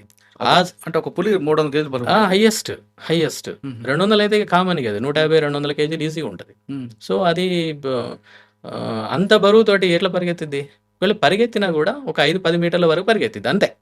సడన్ రష్ అక్కడ వరకు టక్కున వెళ్ళి దాన్ని పట్టుకుంటే దొరికితే ఓకే, దొరకకపోతే ఇట్ విల్ కమ్ బ్యాక్. అంతేగాని దాన్ని బట్టి పరిగెత్తడం అసాధ్యం. ఎందుకంటే దాని యొక్క శరీరం ఆ విధంగా ఉంటుంది. ఎందుకు అంటే అది డెన్స్ ఫారెస్ట్ యానిమల్ అనమాట. అది అంటే ఫారెస్ట్ ఎక్కడైతే బాగుంటుందో అక్కడ ఫారెస్ట్లో పరిగెత్తడం సాధ్యం కాదు. ఓకే, ఎక్కడైతే గడ్డి నేలలు, గడ్డి సంబంధించినటువంటి ల్యాండ్స్ ఉంటాయో, గ్రాస్ ల్యాండ్స్, అక్కడ పరిగెత్తడం సాధ్యమవుతుంది. అంతేగాని ఇక్కడ పరిగెత్తడం సాధ్యం కాదు. సార్ పులి గడ్డిలో బాగా పరిగెడుతుందా, లేదా డ్రై ల్యాండ్ ఎక్కువ బాగా పరిగెడుతుందా, లేదా ఇందాక మనం రాజమండ్రి ఆ ప్రాంతంలో చూసాం ఒక పంట పొలాల్లో జంప్ చేసి వెళ్తుంటుంది, ఎక్కడ దానికి కంఫర్ట్గా ఉంటుంది? అంటే పరిగెత్తడం అనేది దాంట్లో ఉండదు సార్. యాక్చువల్గా పరిగెత్తదు. నేను ఇందాక చెప్పాను కదా, ఎప్పుడంటే 5-10 మీటర్లు పరిగెత్తడం అనేది కేవలం వేటను పట్టుకోవడానికి మాత్రమే. ఒక 10-20 మీటర్లు అట్లా వేట కోసం కాకుండా దానికి ప్రాణభయం ఉంది. లేదు, మామూలుగా వెళ్ళిపోద్ది అంతే. పరిగెత్తడం అంటే అది అలసిపోతుంది. అంటే రాజమండ్రిలో చూసాం పొలాల్లో జంప్ చేసి వెళ్ళి దాకా అంటే భయంతో కొంత దూరం వెళ్ళగలుగుతుంది అంతే. అంతేగాని మనలాగా ఏదో స్ప్రింట్ స్విమ్మింగ్ చేస్తుంటుంది పులి. బ్రహ్మాండంగా కొన్ని కిలోమీటర్ల వరకు స్విమ్మింగ్ చేసేస్తాయి. దాని కూడా ఇందాక నేను చెప్పాను కదా, చాలా ఏంటంటే సహజాతం, అది కూడా చాలా ఇన్స్టింక్ట్. అది కొన్ని కిలోమీటర్లు, కొన్ని గంటల పాటు స్విమ్ చేసేసి బయటకు వెళ్ళిపోతాయి ఒక ప్రాంతం నుండి ఇంకో ప్రాంతానికి. సహజంగా వాటికి ఉన్నటువంటి లక్షణం. ఆ మనిషి అయితే మనం నేర్చుకోవాలా, కానీ యానిమల్స్ వేటికి కూడా పుట్టుకతో వచ్చేస్తాయి. పుట్టుకతో వచ్చేటువంటి గుణాలు ఇందాక సహజాతం అంటే అది అట్లా అనమాట. దానికి ఉంటుంది అది. అందుకనే ఇప్పుడు మనం గోదావరి ఈ ప్రాంతంలో ఛత్తీస్గఢ్ నుంచి ఇటు రావడము, లేకపోతే కృష్ణా నది ఆంధ్రప్రదేశ్ నుంచి ఇటు రావడం, ఇటు నుంచి ఆంధ్రప్రదేశ్కి వెళ్ళడం చాలా సింపుల్గా వెళ్ళిపోతాయి. అయితే అవన్నీ కొంచెం జాగ్రత్తలు పడతాయి, ఎక్కడి నుంచి వెళ్ళడం ఏంటి. ఈ దారులు, అడవిలో కూడా దారులు, ఇవన్నీ కూడా చాలా డెఫినెట్గా ఉంటాయి. మనం అనుకుంటాం అడవి అంటే మొత్తం ఎట్లా పడదట్నే పోతాయి, అట్లా కాదు. దానికి కూడా ట్రైల్స్ ఉంటాయి, పాత్స్ ఉంటాయి. ఆ పాత్స్లో మాత్రమే వెళ్తాయి అవన్నీ కూడా పులి అట్లా. అంతేకాదు ఈ ఇప్పుడు మీరు నడవడం పోవడం గురించి మాట్లాడారు కదా, చాలా జాగ్రత్తగా వెళ్తుంది పులి. ఎందుకంటే దాని యొక్క ఇది ఉంది కదా, ప్యాడ్ ఉంటుందా, ఇక్కడ ప్యాడ్ ఉంటుంది, ఇక్కడ క్రింద ఈ పైన ఉన్నటువంటి, అంటే ఇది పైకి ఉంటుంది, ఇది పడదు. ఈ 4 పడతాయి. ఇవేంటి, కాలి వేళ్ళు, అంటే కాళ్ళే కదా మన టోస్, ఫింగర్స్ అనుకో, టోస్ అనమాట. ఈ 4 పడతాయి, ఇట్లనే ఈ ప్యాడ్ పడుతుంది. ఇది అనమాట దాని ముద్ర. ఇది ఎప్పుడు కూడా చాలా మెత్తగా ఉంటుంది, చాలా మెత్తగా ఉంటుంది. మీరు పిల్లి చూడండి, ఇప్పుడు దీనికి పిల్లిని మీరు అబ్జర్వ్ చేస్తే పిల్లి గురించి చాలా విషయాలు తెలుస్తాయి. పిల్లి మన ఇంట్లోనే ఉండేది కానీ అది చూడండి. ఈ 4, ఇది ఒకటి, ఇది మెత్తగా ఉంటుంది. ఎందుకంటే మళ్ళీ సేమ్ ఇదే ఇందాక విషయమే. అది దాడి చేసేటప్పుడు దాడి చేయాలి కదా, ఎదుటి ఆహారం మీద పట్టుకోవాలి కదా. పట్టుకోవాలంటే ఏమాత్రం అక్కడ చప్పుడు కావద్దు, శబ్దం కావద్దు, అంటే ఇది మెత్తగా ఉండాలి. అందుకని దాన్ని అట్లా ఇవాల్వ్ అయింది అన్నట్టు. అది మెత్తగా ఉంటుంది, వెళ్తుంది టక్న. దాన్ని అంటే తెలియద్దు, దానికి బ్రేక్ తెలియకూడదు, ఇది ఉన్నటువంటి విషయం. అలా కాకుండా గిట్టల్లాగా ఉంది అనుకోండి, గట్టిగా ఉంది అనుకోండి, తెలియదు, సౌండ్ వస్తుంది, ఈజీగా తెలిసిపోతుంది. అట్లా అది ఇవాల్వ్ అయింది అనమాట. అట్లా మెత్తగా ఉంటుంది కదా. ఒక్కోసారి ఫారెస్ట్ లో ముళ్ళు. కరెక్ట్ చెప్పారు. ఇక్కడ ఏంటంటే ఇలా మెత్తగా ఉంటుంది కాబట్టి అది అట్మోస్ట్ కేర్ తీసుకుంటుంది, చాలా కేర్ తీసుకుంటుంది. ఎట్లా, మంచి డస్ట్ ఉన్నటువంటి ఏరియాస్, కాలిబాటలు, మెత్తగా ఉన్నటువంటి ప్రాంతాలు, వీటిని ప్రిఫర్ చేస్తుంది. అంతేగాని రాళ్ళు రప్పలకి వెళ్ళి ముళ్ళు ఉన్న కాడికి పోదది. ఒకవేళ గుచ్చుకుంది అనుకోండి, గుచ్చుకుంటే ఇంతే సంగతులు. అది అందుకనే అంత ఇంపార్టెంట్ దానికి. గుచ్చుకుంది అనుకోండి, గుచ్చుకుంటే అది చిన్న గాయం అయితేనేమో దానికి ఉన్నటువంటి ఏంటి వ్యాధి నిరోధకత శక్తి ఉంటుంది కదా, వ్యాధి నిరోధక శక్తితోటి ఇమ్యూనిటీ ఉంటుంది కాబట్టి అది గాయం మానిపోతుంది. పెద్దగా అయింది అనుకోండి, అది చచ్చిపోతుంది ఇక. ఎందుకు, గాయం పెద్దగా అయినప్పుడు ఆహారం సేకరించలేదు, వేట చేయలేదు కాబట్టి ఆహారం దొరకదు, చచ్చిపోతుంది అంతే. అంటే ఒక ఇంజురీ అనేటువంటిది దానికి ప్రాణాంతకం కూడా అవుతుంది. అందుకని అది ఏం చేస్తుంది అంటే, చాలా జాగ్రత్తగా ఉన్నటువంటి డెసిగ్నేటెడ్ ఏరియాస్, ఎప్పుడు ఉపయోగించేటువంటి ఏరియాస్, డస్ట్ ఉన్నటువంటివి, ఎలాంటి రాళ్ళు రప్పలు లేకుండా, ముళ్ళు లేకుండా, ఇలాంటి సేమ్ దీన్నే ఈ పోచర్స్ దీన్నే ఉపయోగిస్తారు. ఇదే టెక్నిక్ని వాళ్ళు ఉపయోగించుకుంటారు. వాడు ఏం చేస్తాడు, అది పోయేటువంటి దారిలో వెళ్తుంది అనుకోండి, అట్లాంటివన్నీ ఐడెంటిఫై చేస్తారు వాళ్ళు, దొంగలు, పోచర్స్. కొన్ని ప్రాంతాల్లో ఉన్నారు, ఎస్పెషల్లీ నార్త్ ఇండియాలో కొన్ని. అవునండి, మనం చూసా కూడా గ్యాంగ్ ఆర్టిస్ బవేరియాస్ అని. అంటే వీళ్ళు ఒకప్పుడు ఏంటంటే అక్కడ ఉన్నటువంటి రాజులకు వాళ్ళందరికీ కూడా హంటింగ్లో వాళ్ళకు హెల్ప్ చేసేవాళ్ళు అనమాట. అట్లా ప్రొఫెషనల్స్ వాళ్ళు. ఆ విధంగా తర్వాత ఏమైంది, ఈ హంటింగ్ అనేది 1972 వన్యప్రాణి చట్టం వచ్చిన తర్వాత అవన్నీ నిషేధించడం అయింది. తర్వాత వాళ్ళకి ఏమి ఉపాధి లేకుండా పోయింది, వ్యవసాయం అట్లాంటి పనులకు వెళ్ళిపోయారు. కానీ కొంతమంది ఈ దీంట్లోకి మళ్ళీ ఇదేమైందంటే, ఈ టైగర్ గురించి కొన్ని మూఢనమ్మకాలు ఇలాంటివి ఉన్నాయి కదా, వీటి కారణంగా దీని ఒక మార్కెట్ ఇలాంటివి ఉండవు, వాటిని చంపడము ఇలాంటివి చేస్తుంటారు. వాళ్ళు ఏం చేస్తారంటే, ఈ దారిలో ఆ టైగర్ పోయేటువంటి దారిలో అట్లాంటి వాటిని ఐడెంటిఫై చేసి, వాడు ఏం చేయడు, సింపుల్గా ఎండు పుల్లలు, ఎండు కట్టెలు దాని అడ్డంగా వేస్తాడు అంతే. అదేం చేస్తుంది, వచ్చిన తర్వాత దానికి అర్థమవుతుంది ఇక్కడ ఏదో ఎండు పుల్ల ఉందని అంటే, అది కట్టె ఉందని అంటే, అది డీటూర్ పక్కకు తీసుకుంటుంది, డైవర్షన్ తీసుకుంటుంది. ఆ డైవర్షన్ తీసుకునే కాడ వాడు ట్రాప్స్ చేస్తారు, అందులో పడిపోతుంది. అంత సింపుల్. అంటే ఇక్కడ చూడండి, అది మెత్తటి ప్యాడ్ కారణంగా, కారణంగా అదేమో వేరే వాటిని రాళ్ళు, పుల్లలు, ముళ్ళు ఉన్నటువంటి ఏరియాకి ప్రిఫర్ చేయకపోవడం వలన ఇలా ట్రాప్లో పడిపోతుంది అన్నట్టు. సార్ ట్రాప్లో పడింది, వాడు తీసిన గొంతులో పడింది అనుకుందాం, దాన్ని ఎలా చంపుతాడు? చంపుతారండి వాళ్ళు, స్పియర్స్ పెట్టి చంపేస్తారు. దానిలో పడ్డ తర్వాత ఏముంది, అది ఎంత శక్తి ఉన్నా అదేం చేయలేదు, పొడుస్తారు, ఇక రకరకాలుగా చేసేస్తారు. అరుస్తుంది కదండి అది? అరుస్తుంది, అన్ని రకాలుగా చేస్తుంది, పొడుస్తారు వాళ్ళంతా. ఓకే సార్, పొడిచిని చంపిన తర్వాత కొన్ని స్టేట్లో చూసా వాళ్ళు తీసుకెళ్లి చైనాకో వాటికి అమ్ముతారట. అదే సార్, ఇక్కడ ఏంటంటే దీని చుట్టూ కూడా కొన్ని అపోహలు, ఇవన్నీ ఏం లేదు.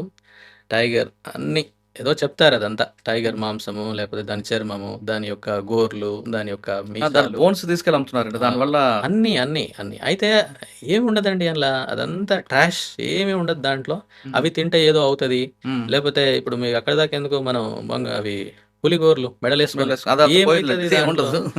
చర్మం మీద కూర్చోవాలి, కూర్చుంటారు, కూర్చొని పూజలు చేయడమో, లేకపోతే ఇంకేదో పెట్టుకుంటే డబ్బులు వస్తాయనో, ఏమి ఉండదు అదంతా కూడా.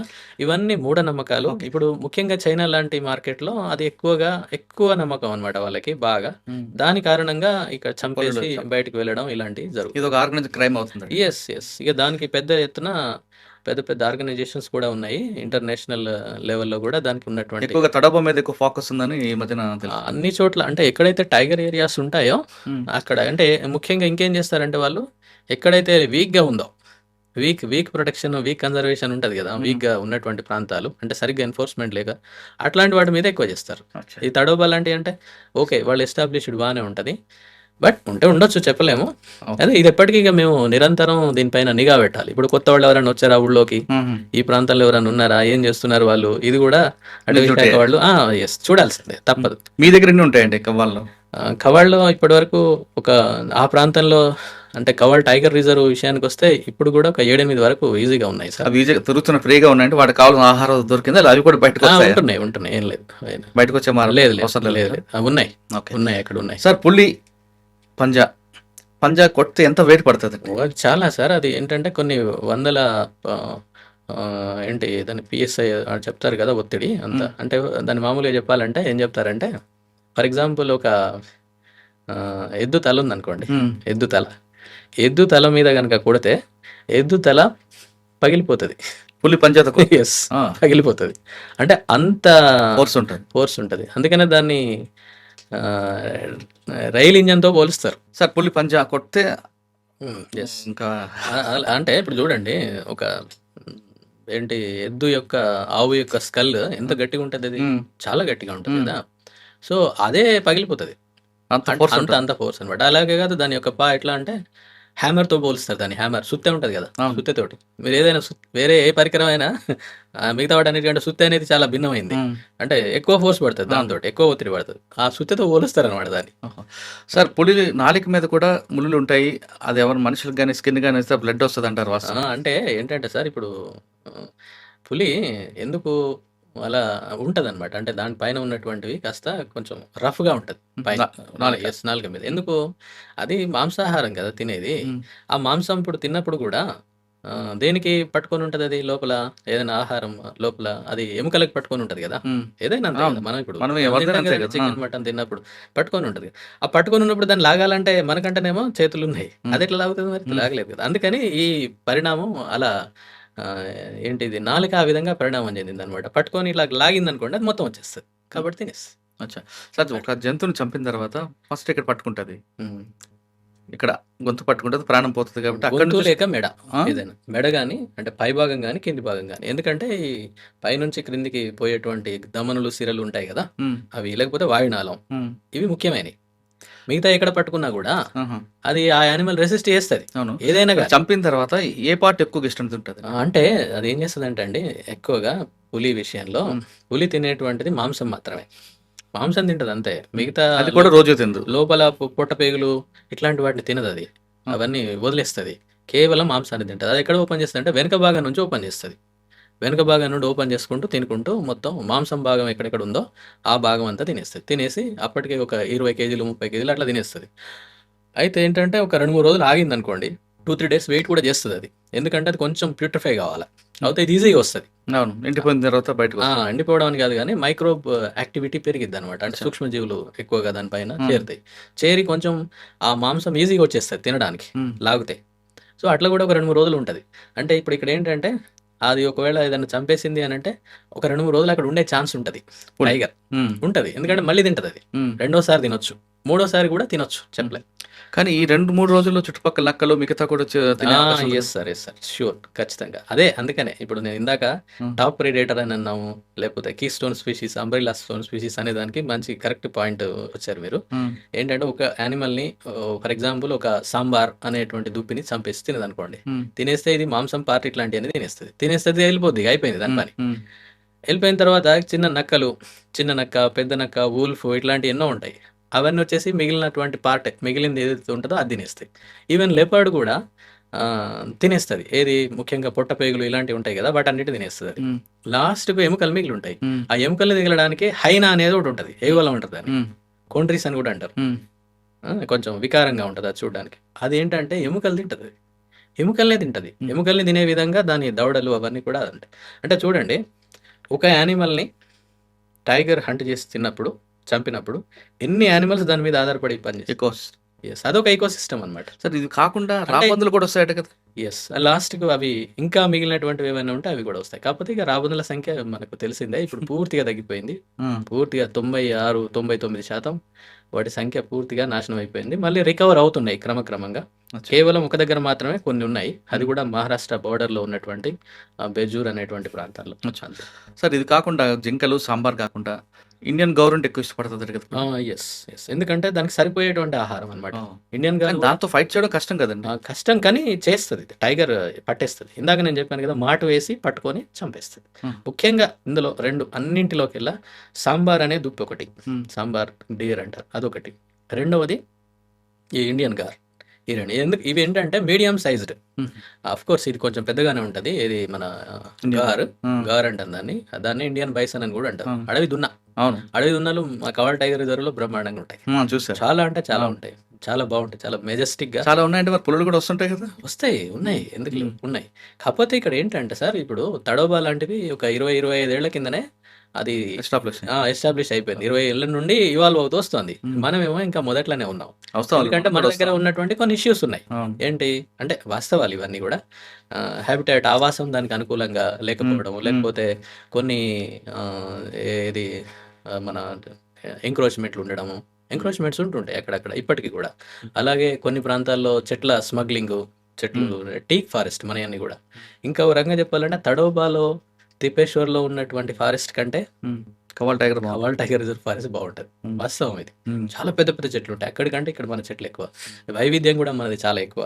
కాకపోతే ఏంటంటే టైం పడుతుంది. ఇదంతా కూడా ఇప్పుడు ఈ ఇష్యూస్ అన్నింటినీ మనం సార్ట్అవుట్ చేసుకెళ్ళాలి, జనానికి కూడా చెప్పాలి, వాళ్ళని కూడా కన్విన్స్ చేయాలి. అంటే వాళ్ళకి కూడా కొన్ని అపోహలు ఉంటాయి, వ్యతిరేకత, అవన్నింటినీ మనం వాళ్ళకి చెప్పి వాళ్ళని మనం ఇప్పుడు తడోబాలో ఎట్లాగైతే స్థానిక ప్రజలకు ఏ విధంగా అనేది ఉపాధి లభిస్తుందో, వాళ్ళు ఎన్ని రకాలుగా దాని నుంచి లబ్ధి పొందుతున్నారో ఆ విధంగా వాళ్ళకి చెప్పి కన్విన్స్ చేయడం ద్వారా వాళ్ళు కూడా లబ్ధి పొందుతారు. దాని ద్వారా మనం ముందుకెళ్ళొచ్చు. అచ్చా సార్, పులి ఆహారం గురించి తెలుసుకున్నాం, తన వేట గురించి తెలుసుకున్నాం. పులి సంవత్సరానికి ఎన్నిసార్లు మీటింగ్ వెళ్తారు? అంటే ప్రత్యేకంగా ఏం లేదు సార్, కాకపోతే ఈ చలికాలం ఇట్లాంటి వాటిలో ఎక్కువగా ఉంటుంది. మిగతా ప్రాంతాల్లో మిగతా టైంలో కూడా ఉంటుంది, కానీ ఈ టైంలో ఎక్కువగా ఉంటుంది అనమాట. అట్లా అది మీటింగ్ అయిన తర్వాత ఆడపులి అనుకుని బయటకు వేటకెళ్తా? అట్లేం లేదు, వేటకి వెళ్ళాల్సిందే, తప్పనిసరి వెళ్ళాలి. డెలివరీ అయింది, పిల్లలు పుట్టాక? ఎస్, పుట్టాక కూడా ఆ పిల్లని ఒక దగ్గర పెట్టేసి అది వెళ్తుంది, వేటకు వెళ్తుంది, వేట తీసుకొచ్చి అది తింటది, పిల్లలకు కూడా తీసుకొచ్చి పెడుతుంది. కాకపోతే అది చాలా ప్రొటెక్టివ్ ఉంటుంది, పిల్లల విషయంలో చాలా ప్రొటెక్టివ్. పిల్లలు ఉన్నప్పుడు మగ పులి దగ్గర రానిస్తుందండి?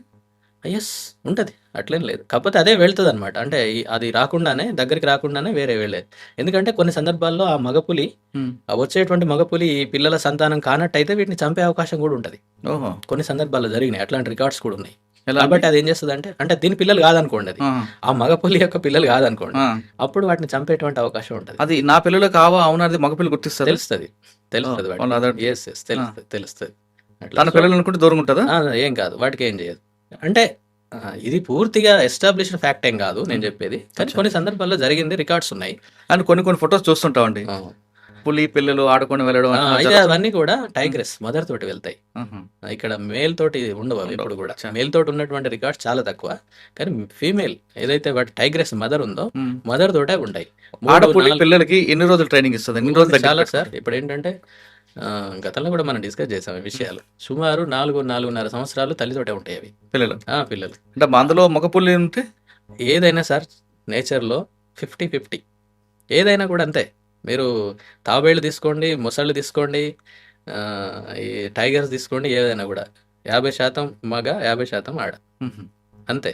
మ్మ్. మనుషుల్లో వచ్చినటువంటి అవలక్షణాల కారణంగానే మనకు సమస్యలు, ఆ, మనకున్నటువంటి ప్రాబ్లం అదే. ప్రాబ్లం, మనం ఆలోచన విధానం సరిగ్గా లేకపోవడం. కానీ 50-50 50-50 ఎక్కడైనా కానీ పులి ఆడపులి మాత్రం తన పిల్లల్ని 4 నెలలు దగ్గరే వస్తుంది. 4 ఏళ్ళు 4 సంవత్సరాలు. ఓకే. 4 సంవత్సరాలు. ఇప్పుడు పిల్లి కదా, మీరు పిల్లిని మీరు మామూలుగా ఊళ్ళలో పుట్టి పెరిగినటువంటి వాళ్ళు అయితే తెలుస్తుంది. ఆ, అదేం చేస్తుంది, దాని కళ్ళు తెరుచుకోదు అది కొంతకాలం. సేమ్ ఇది కూడా అంతే, కళ్ళు తెరుచుకోవాలి. అవి పూర్తిగా దాన్ని కాపాడుకుంటూ అక్కడే ఉంటాయి. అంతేకాదు ఇంకేం చేస్తుంది అంటే అది అన్ని ఇల్లు తిప్పుద్ది అంటారు, మీకు పేరు వినుంటారు అన్నమాట. ఇది కూడా అంతే, ప్లేసెస్ మారుస్తుంటది. ఎందుకంటే వేరే యానిమల్స్కి తెలియకుండా. ఫర్ ఎగ్జాంపుల్ లెపర్డ్స్ ఉన్నాయి, లేకపోతే కుక్కలు ఉన్నాయి, హైనా ఉంది. అవి సింపుల్గా వచ్చేసి వాటిని తినేస్తాయి తల్లి లేనప్పుడు. ఎందుకంటే ఇక్కడ ఏం లేదు, ఇక్కడ నేచర్ అంతే. దానికి ఇప్పుడు దీనికి అది సంతానం కావచ్చు, కానీ దానికి అది ఆహారం. నేచర్లో ప్రకృతి ధర్మాలు అవన్నీ కూడా. దానిని కాపాడుకోవడం కోసం అది ఏం చేస్తుంది అంటే, ఇప్పుడు ఇక్కడ ఉంది, ఇక్కడ పెట్టింది అది, పిల్లలు ఇక్కడ కన్నదనుకోండి, కొన్ని రోజులు కాగానే దీన్ని షిఫ్ట్ చేసేస్తుంది. ఎందుకంటే అది పసిగడుతున్నాయి అనుకోండి, అది తెలుస్తుంది అన్నట్టు వేరే ఏవో దీన్ని పసిగడుతున్నాయి అనేటువంటి విషయం తెలిసిపోయి వెంటనే వాటిని మార్చేస్తుంది. అట్లా 2-3 ప్రాంతాలు మార్చేస్తుంది. అవి పెరుగుతాయి, కొంచెం పెద్దగా అవుతాయి, కళ్ళు తెరుచుకోవడం పెద్దగా అయినప్పుడు వాటికి ట్రైనింగ్ కూడా ఇస్తుంది అది. ఏంటి వాటికి అవే ఆడుతూ ఉంటాయి, పిల్లలు ఆడుకుంటా ఉంటాయి చూసారా, కుక్కలు కూడా ఆడుకుంటా ఉంటాయి చూసారా, ఓదాని కూడా కొట్టుకుంటా ఉంటాయి. That is part of training only, hunting training అదంతా, బాక్సింగ్ పాయింగ్ అవన్నీ ఉంటాయి అన్నమాట. అట్లాగే అది ఏం చేస్తుంది, వేరే ప్రాంతానికి తీసుకెళ్ళి హంటింగ్ అప్పుడు కూడా అది ఎట్లా చేయాలి ఏంటి, ఈవెన్ చంపిన తర్వాత దాన్ని తినడం ఎట్లా, దాన్ని క్యారకాస్ని ఎట్లా ఓపెన్ చేస్తారు ఏంటి, అవన్నీ కూడా తల్లి ద్వారా నేర్చుకుంటాయి. ఇవన్నీ కూడా ఇవి కూడా ఏంటంటే పుల్లలు పుడతాయి, కానీ అన్నీ ఏం బతకవు. అందులో ఒక ప్రాంతంలో 10 పుట్టాయి అనుకోండి, అంటే ఒక ప్రాంతంలో, నేను అనేది ఒక దానికని కాదు, అందులో 1 లేక 2 పిల్లల కంటే ఎక్కువ బతకవు. మిగతా ఇందులో చచ్చిపోతాయి అంతే, న్యాచురల్ అదంతా. ఎందుకు అంటే వాటికి కూడా మనకు వచ్చినట్టుగానే రకరకాల డిసీజెస్ వస్తాయి. తప్పదు. ఇప్పుడు మనం అంటేనేమో మనకు మెడికల్ ఫెసిలిటీస్ అన్నీ ఉన్నాయి, వాటికి ఏముంటాయి ఏముండవు. కాబట్టి అట్లా కొంత చనిపోతాయి. చనిపోయిన తర్వాత ఏం చేస్తుందండి? ఏం న్యాచురల్గా పోతాయండి, అదంతే. అక్కడ వదిలేస్తే అది వేరే యానిమల్స్ తినేస్తాయి వాటిని. సరే, బతుకున్న పిల్లలు ఏం చేస్తుంది? అయితే ఇక్కడ నేను ఒక మాట, అప్పుడు కొన్ని చచ్చిపోతాయి. ఇంకా కొన్ని ఏంటంటే 4 ఏళ్ళు పెరుగుతుంటాయి కదండి, 4 ఏళ్ళు వచ్చిన తర్వాత వీటికి కూడా టెరిటరీ కావాలి సొంతంగా. ఆ టెరిటరీ కోసం బయటకు వచ్చేస్తాయి. ఇప్పుడు తడోబా నుంచి బయటకు వచ్చేస్తున్నాయి, ఏది కొత్త కప్స్ ఏవైతే ఉంటాయో, కప్స్ అంటామండి పిల్లల్ని, ఆ కప్స్ బయటకు వచ్చేస్తాయి. బయటకు వచ్చినప్పుడు వేరే ప్రాంతాలకు వెళ్తుంటాయి. వెళ్తున్నప్పుడు కూడా వాటికి ప్రమాదం కొంచెం ఉంటుంది చాలా సందర్భాల్లో. ఎందుకంటే అది ఇన్ఎక్స్పీరియన్స్డ్ కదా, కొత్త, దానికి అన్ని కొత్త, ఏంటి అనుభవం లేదు.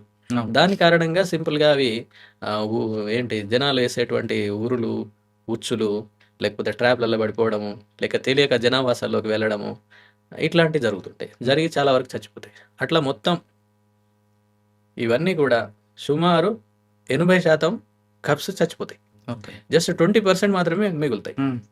అవి ఇక వాటి అందరూ ఒక టెరిటరీ ఏర్పరచుకొని ఆ ఏరియాలో అదొక కొంతకాలం, అది అంటే సేఫ్గా ఉన్నంత కాలం 5 ఏళ్ళు 6 ఏళ్ళు 8 ఏళ్ళు అట్లా ఉంటాయి. ఒక 10-12 ఏళ్ల వరకు బతుకుద్ది అంతే.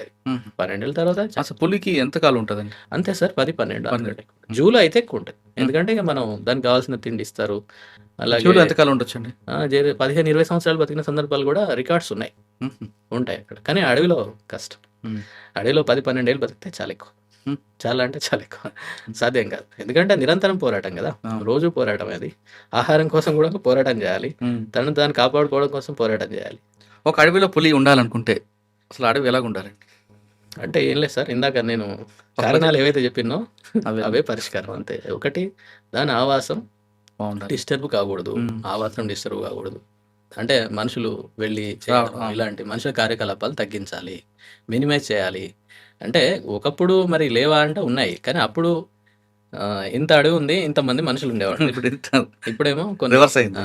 రివర్స్ అయిపోయింది. అది దాని కారణంగా జనాభా బాగా పెరిగిపోవడం, మనుషుల యొక్క అవసరాలు, అలాగే అడవి యొక్క ప్రాముఖ్యత తెలవకపోవడం, అవగాహన లేకపోవడం, వీటి కారణంగా దాని యొక్క ఆవాసం అనే దాన్ని మనం నాశనం చేస్తున్నాం. ఏది దాని చెట్లు కొట్టడం కావచ్చు, లేకపోతే వ్యవసాయానికి దాన్ని చెట్లను మొత్తం నాశనం చేసేసి ఆక్రమించడం కావచ్చు, లేకపోతే వాటి యొక్క ఆహారాన్ని దుప్పులు, జింకలు అట్లాంటి వాటిని మనుషులు వాటిని చంపేయడం కావచ్చు, ఇలాంటి వాటన్నిటి అనమాట. సో వీటిని కనుక మనం పరిష్కరిస్తే, అట్లనే ఈ అభివృద్ధి కార్యక్రమాలు, పెద్ద పెద్ద డ్యామ్స్, పెద్ద పెద్ద రోడ్స్, ఇట్లాంటి వాటన్నిటిని కూడా తప్పనిసరి అయితేనే ఫారెస్ట్ గుండా, లేకపోతే ఆ ప్రొటెక్టెడ్ ఏరియా, ఇది సంరక్షణ ఇది రక్షిత ప్రాంతం ఉంటుంది కదా, శాంక్చరీ అంటాం, ఆ శాంక్చరీ గుండా కానీ, లేకపోతే వాటి యొక్క ఆవాసం గుండా కానీ వెళ్ళే విధంగా వెళ్లకుండా చూసుకోవాలి. మొదటి సంగతి దానికి మినిమైజ్ చేయాలన్నమాట. మన యొక్క అభివృద్ధి కార్యక్రమాలని మనం మినిమం లెవెల్లో పెట్టుకోవాలి. అంటే ఎస్పెషల్లీ ఈ ప్రాంతాల్లో, ఇతర ప్రాంతాల్లో ఎక్కడైనా చేసుకోవచ్చు, కానీ అడవి ఉన్నటువంటి ప్రాంతాల్లో మాత్రం చేయదు. ఎందుకంటే ఒకసారి అడవి పోయిందంటే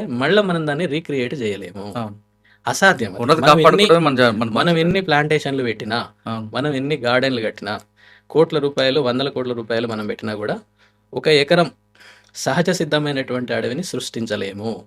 అది పక్కా ఇక లేదు. సరే, దాన్ని మనం కాపాడాలి. ఓకే సార్, పులి తన ప్రాంతాన్ని ఎలా గుర్తించుకుంటుంది అండి? ఒక్కొక్కసారి టాయిలెట్ వెళ్తుంటది, ఒక చెట్ల మీద గోర్లుతారు. ఎస్ సార్, ఎస్, అవునవును, బాగుంది. ఇది దానికి ప్రత్యేకంగా టెరిటరీ అన్నాం కదా మనం ఇందాక. ఆ టెరిటరీని అది ఏం చేస్తుంది అంటే పూర్తిగా మీరు ఇందాక చెప్పినట్టుగా యూరినేషన్ చేస్తుంది. ఓకే, ఆ చేయడం ద్వారా దాంట్లో కొన్ని కెమికల్స్ అన్నమాట, అవన్నీ కూడా అవి కొంతకాలం, ఒక నెలన్నర పాటు ఆ కెమికల్స్ అలా ఉండిపోతాయి దాని మీద. అలాగే ఇంకేం చేస్తుంది అంటే చెట్ల మీద గీరుతుంది, ఇట్లా మొత్తం గీరినప్పుడు కూడా దాని యొక్క ఘాట్లు పడతాయి పైన. అది ఎంత ఎత్తు ఉంటే అంత పైకి గీరుతుంది దాని ద్వారా. అలాగే ఇంకొకటి, దాని టెరిటరీలో దారిలో రక్కిద్ది. ఇప్పుడు మన పిల్లి కూడా చూడండి, ఇట్లా రక్కిద్ది కాళ్ళతోటి.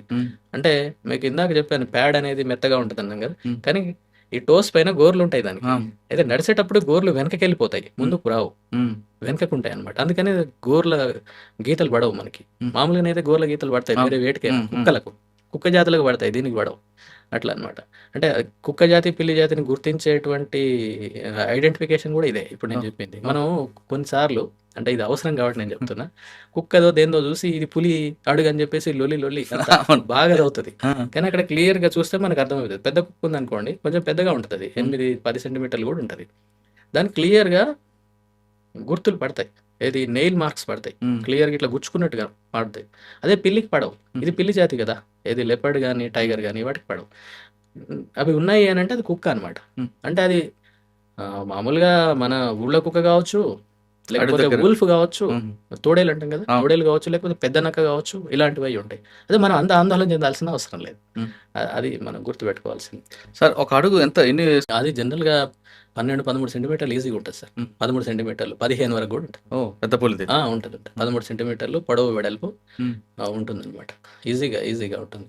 అదే లేపాడు అనుకోండి, కొంచెం తక్కువ ఉంటుంది, 9-10 సెంటీమీటర్స్ కంటే ఎక్కువ రాదు, 9-10 అంతే, అది దాటది ఇక. పులికి ఆహారం ఉంది, మంచిగా సరదాగా ఇప్పుడు ఎంటర్టైన్మెంట్ అడుగుతుంటారు కొంతమంది, పులి దానికి విశ్రాంతి తీసుకుంటుందని చేస్తుంటుందా? అంటే విశ్రాంతి అని ఏం లేదు సార్. ఒకసారి ఆహారం దొరికింది అనుకోండి, ఇక అది మళ్ళీ దానిపైన ఏమీ ఉండదు, దానికి వేరే వ్యాపకమే ఉండదు ఇక అది. అంటే పులి ఇప్పుడు ఈరోజు ఒక జింక సంపారుతుంది, అది పడుకుంది, పడుకున్నప్పుడు ఇంకొక జింకలు వెళ్ళినా ఏమన్నది అది మనం చూస్తాం కూడా. డిస్కవరీ ఛానల్, మీరు నేషనల్ జియోగ్రఫిక్ చూడండి, ఆ సింహాలు అవి ఇవి మనకు ఆఫ్రికా వాళ్ళు అవి చూపెడతా ఉంటారు, అది ముందే ఉంటాయి, అవన్నీ అవి ఇవి కలిసే తిరుగుతుంటాయి. ఎందుకు? కడుపు నిండుకుంది, అంతే, కడుపు నిండు ఉంది కాబట్టి అది తినదు, తినే ఛాన్సే లేదు అసలు. ఆకలేస్తే లెగుస్తుంది, అంతే, ఆకలేసినప్పుడు మాత్రమే హంట్ చేస్తుంది, అంతే, వేరేదేమి. పులిని చూసి మనిషి ఏం నేర్చుకోవచ్చు? చాలా నేర్చుకోవచ్చు. అంటే ఇక్కడ ఏంటంటే సార్, ఇప్పుడు దాని నైజం చాలా డిఫరెంట్ కనిపిస్తుంది. తప్పకుండా చాలా. ఇప్పుడు టాప్ ప్రిడేటర్ సార్, అది ఎకోసిస్టమ్లా, ఫారెస్ట్ ఎకోసిస్టమ్లా అది టాప్ ప్రిడేటర్. దాని పని అది చేస్తుంటుంది అంతే. వేరే వాటికి దేనికో చేయడం, దేని గురించి తనకంటూ సొంతంగా ఏదో చేసుకోవడం కాదు, తన ఎగ్జిస్టెన్స్ కోసం వాటిని చంపుతుంది. అలాగే అన్ని పాపులేషన్స్ని, అన్ని జాతుల యొక్క జనాభాలను అది క్రమబద్ధీకరిస్తుంటుంది. ఆ విధంగా ఆవరణ వ్యవస్థ మొత్తాన్ని నడుపుతుంది. అది చాలా పెద్ద గురుతర బాధ్యత, అది మామూలు విషయం ఏం కాదు. దాని విలువ మనకు తెలియదు. ఇప్పుడు ఒక టైగర్ ఉందనుకోండి ఒక అడవిలో, ఆ ఫారెస్ట్ని అంతటికీ అది రక్షణ. ఇప్పుడు నేను ఇందాక చెప్పినట్టు పాపులేషన్స్ని రెగ్యులేట్ చేస్తుంది అది. చెట్లు ఇట్లాంటి వాటిని కొట్టుకుపోకుండా ప్రొటెక్షన్ కూడా ఇస్తుంది అన్ని రకాలుగా. అవన్నీ ఉన్నాయి కాబట్టి అక్కడ వర్షపాతం కూడా ఎక్కువ ఉంటుంది. ఓకే, ఉంటుంది. అలాగే అక్కడ ఎక్కువ ఉంది కాబట్టి నీళ్లు కూడా ఎక్కువ ఉంటాయి. అవన్నీ కూడా నదుల్లోకి వచ్చేస్తాయి. నదుల నుంచి నీరు బయటకు వెళ్తూ ఉంటుంది. వాటిని మనం ఉపయోగిస్తూ ఉంటాం. అంటే ఇవన్నింటికి మనం లెక్కలు కనుక వేస్తే ఎన్నో వందల కోట్లు, వేల కోట్ల రూపాయల విలువ చేసేటువంటి ఆవరణ వ్యవస్థ సేవలకు టైగర్ కారణమవుతుంది. అంటే లెక్కలు మనమేమో వెయ్యం, మనం వీటన్నిటికీ లెక్కలు ఉన్నాయి మన దగ్గర. అదే ఒక మనిషికి బతకడానికి దానికోసం పులి సహకరిస్తుంది అడవిలో. ఓకే. కానీ అది ఆ పులిని చూసి మనిషి ఏం నేర్చుకోవాలని అడుగుతుంది. అదే నేను ఇందాక చెప్పినటువంటిది ఒక గురుతర బాధ్యతను అది నిర్వర్తిస్తుంది. అన్నింటి మేలు కోసం అలా చేస్తుంది. అంతేకాదు అది హంట్ చేసేటప్పుడు ఇదంతా పేషెన్స్, విపరీతమైనటువంటి పేషెన్స్ ఉంటుంది దానికి. అలాగే వేరే వాడికి హాని చేయడం అనేది కూడా ఏముండదు, అది చెయ్యదు సాధారణంగా. కొన్ని జరిగేటువంటి ఇన్సిడెంట్ ఏంటంటే స్ట్రే ఇన్సిడెంట్స్ సార్ అవన్నీ కూడా. అవన్నీ ఇప్పుడు కొన్ని మేనేటర్గా కొన్ని మారినటువంటి సందర్భాలు కూడా ఉన్నాయి. కానీ వాటిని మేనేటర్గా ఎప్పుడైతే మారిపోద్దో అది మనుషుల్ని చంపే గుణం మారిపోతుంది. ఎందుకంటే మనిషి అనేటువంటి వాడు మిగతా యానిమల్స్ అన్నిటికంటే బాగా వీక్ అనమాట. అంటే ఫిజికల్గా మనం పరిగెత్తను కూడా పరిగెత్తలేం, సాధ్యం కాదు. మిగతా ఏదో దుప్పి, జింక, పంది అనుకోండి విపరీతమైన స్పీడ్ తోటి చాలా స్ట్రెంత్ తోటి ఉంటాయి. పులి మేనేటర్కి ఇప్పుడు మారుతుందండి అది కొద్ది సందర్భాలు సార్, చాలా. ఎందుకంటే అవి ఎప్పుడైతే అది కొన్ని సందర్భాల్లో ఇంజురీ అయిపోయింది, మనం ఇందాక చెప్పుకున్నాం ఇంజురీ కానీ లేకపోతే డిసీజ్ ఏదైనా కావడం కానీ బలహీనంగా మారిపోతుంది. అప్పుడు ఏం చేస్తుంది అంటే దానికి వేరే యానిమల్స్ దొరకని పరిస్థితులలో ఈ మనుషుల జరుగుతుంది. ఇంకా కొన్ని సందర్భాల్లో సడన్ కాన్ఫ్రంటేషన్ కూడా జరుగుతుంది. ఇప్పుడు ఫర్ ఎగ్జాంపుల్ ఒక లాస్ట్ సెన్సస్ అప్పుడు ఈ జంతు గణన కూడా ఉంటుంది, మీరు పేపర్లలో చదివినా లేదు. అది మేము మొన్ననే చేసినాం 2026లో. 4 ఏళ్లకు ఒకసారి చేస్తాం. ఆల్ ఇండియా టైగర్ ఎస్టిమేట్ అంటారు దాన్ని. టైగర్ ఎస్టిమేట్ మొత్తం దేశమంతా జరుగుతుంది. తెలంగాణలో కూడా జరిగింది, మొన్న పూర్తి అయిపోయింది అది. అంటే ఇంకా ఉంది, కెమెరా ట్రాపింగ్ కూడా చేస్తారు, అది వేరే విషయం అనుకోండి. అయితే ఇక్కడ ఏంటంటే తడోబాలన జరిగింది ఒకసారి. ఆ సందర్భంలో వీళ్ళు రకరకాల వాటి యొక్క టైగర్ యొక్క పగ్ మార్క్స్, ఈ రేక్ మార్క్స్, స్క్రేప్ మార్క్స్ ఇట్లాంటి వాటినన్నింటినీ చూసేటువంటి క్రమంలో అనుకోకుండా టైగర్ అది అటు నుంచి వచ్చింది, వీళ్ళు ఇటు నుంచి వెళ్ళారు. ఒక లేడీ బీట్ గార్డ్ ఆమె మీద దాడి చేసింది, చనిపోయినట్టుంది ఆమె లాస్ట్ టైం. అట్లా జరుగుతుంది. అంటే సడన్ కన్ఫ్రంటేషన్. అంటే ఏదైనా ఏ యానిమల్కైనా ఫ్లైట్ డిస్టెన్స్ అనేది ఒకటి ఉంటుంది. ఇప్పుడు మీరు కోడే అనుకోండి ఫర్ ఎగ్జాంపుల్, పిల్లలతోటి ఉంది, మీరు దగ్గరికి వెళ్ళారు, ఎంతవరకు వెళ్తారు మీరు? అది చూస్తూ ఉంటుంది, మనల్ని గమనిస్తుంటుంది. కుక్క అయినా అంతే, కుక్క పిల్లలతో ఉంది, సర్టెన్ డిస్టెన్స్ వరకు అదేమన్నది మనల్ని. అంటే అది ఏం చేస్తుంటుంది అన్నట్టు చూస్తుంటుంది. అది ఎంత దగ్గరికి వచ్చామో అనే దాన్ని బట్టి అది అంచనా వేసుకుంటుందా, ఇక్కడికి వస్తే నేను తప్పించుకోగలుగుతాను అని ఆలోచిస్తుంది. మీరు ఆ డిస్టెన్స్ కూడా మీరు అధిగమించి ముందుకు వెళ్ళిపోయారు, అప్పుడు వేరే దారి లేదు దానికి, టక్న మీద పడుతుంది. ఇలాంటి సడన్ కాన్ఫ్రంటేషన్స్ కూడా కొన్ని ఛాన్సెస్ ఉంటాయి. సరే, మీరు ఇందాక అన్నటువంటి దానికి నేను కంక్లూడ్ చేస్తాను దాన్ని. ఇందాక టెరిటరీని ఎట్లా మార్క్ చేసుకుంటారు కదా, ఈ విధంగా మార్క్ చేసుకుంటుంది అనమాట. సార్, పులి గురించి పక్కన పెడదాం, మీ గురించి వద్దాం. మీరు బుక్ రాశారు, అందులో కంటెంట్ ఏంటి, ఏ ఉద్దేశం రాశారు, అసలు కంటెంట్ గురించి చెప్పండి ఒకసారి. Okay sir, thank you. ఏంటంటే ఇది రాసినటువంటి పుస్తకం ముఖ్యంగా పర్యావరణానికి సంబంధించినటువంటి సార్ పూర్తిగా. అంటే ఇది నేను గత 4-5 ఏళ్ళుగా ఈనాడు పత్రికలో వ్యాసాలు రాస్తున్నాను, పర్యావరణానికి సంబంధించినటువంటి వ్యాసాలు. అయితే నేను ఒక ప్రాక్టీసింగ్ ఫారెస్ట్ ఆఫీసర్గా నేను రకరకాల ప్రాంతాల్లో పనిచేశాను, చూశాను, కాలినడకన అంతా తిరిగాము. అయితే వాటి యొక్క విషయాలు చెప్పడానికి చాలా తక్కువ స్కోప్ ఉంది మన ప్రచార మాధ్యమాల్లో. అది ఏదైనా కానివ్వండి, పేపర్ కానివ్వండి, టీవీ కానివ్వండి, ఏదైనా కూడా. ఇప్పుడు మీరు కూడా ఎన్ని ఇంటర్వ్యూస్ చేస్తుంటారు, ఫారెస్ట్ అడవి ప్రకృతికి సంబంధించిన ఎన్ని ఉంటాయి, చాలా తక్కువ ఉంటాయి. అంటే మీరు ఇంట్రెస్ట్ కొద్దిగా కొంచెం పెంచుకొని ఉంటారు బహుశా, కానీ మిగతా అన్ని జనరల్గా నేను చెప్పేటువంటిది. అలాగే పేపర్లలో కూడా చూడండి, ఆర్థిక విషయాలు, సామాజిక విషయాలు, పాలిటిక్స్ వీటి గురించి ఉంటాయి, కానీ పర్యావరణం గురించి ఉండదు, తక్కువ ఉంటుంది, పెద్దగా ఎవరు పట్టించుకోరు. కానీ మరి పర్యావరణానికి ఇచ్చేటువంటి ప్రాముఖ్యత అంతేనా? పర్యావరణంలో మనం భాగం. అలాగే మన జీవనంలో కూడా పర్యావరణం అనేది అసలు లేకుండా సాధ్యమే కాదు. అలాంటప్పుడు దాని గురించి ఎంత ఉండాలి, చాలా లేవు. అయితే దాన్ని కొంతమంది రాస్తున్నారు, నేను కూడా రాయాలని చేయడం జరిగింది. అట్లా నేను ఇప్పటి వరకు 80 వ్యాసాల వరకు రాశాను ఒక 4-5 ఏళ్ల కాలంలో. 2020-21 ప్రాంతాల్లో మొదలుపెట్టాను నేను. అనుకోకుండా ఈనాడు వాళ్ళు కూడా నాకు మంచి అవకాశం ఇచ్చారు, ఎడిట్ పేజీలో వచ్చేటి, ఎడిటోరియల్ పేజీలో.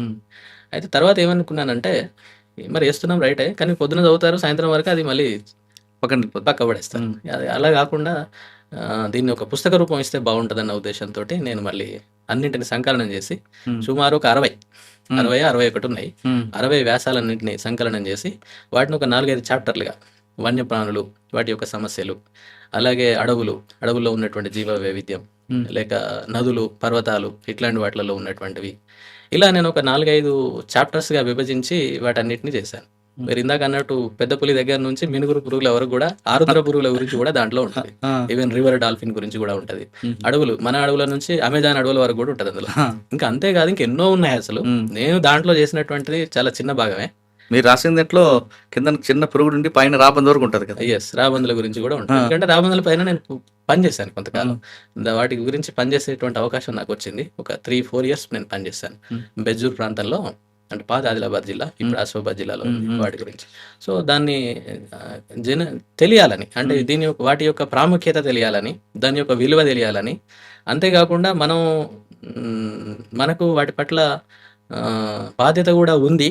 వాటిని మనం బాగు చేయాలి, అంటే వాటిని మనం సంరక్షించాలి. వాటిని సంరక్షించడం ద్వారా మనకేం లాభం అంటే మనకే లాభం. అవి సరిగ్గా ఉంటే మనం సరిగ్గా ఉంటాయి. ఇప్పుడు టైగర్ లేదనుకోండి, ఆ ప్రాంతం అంతా దెబ్బతింటది.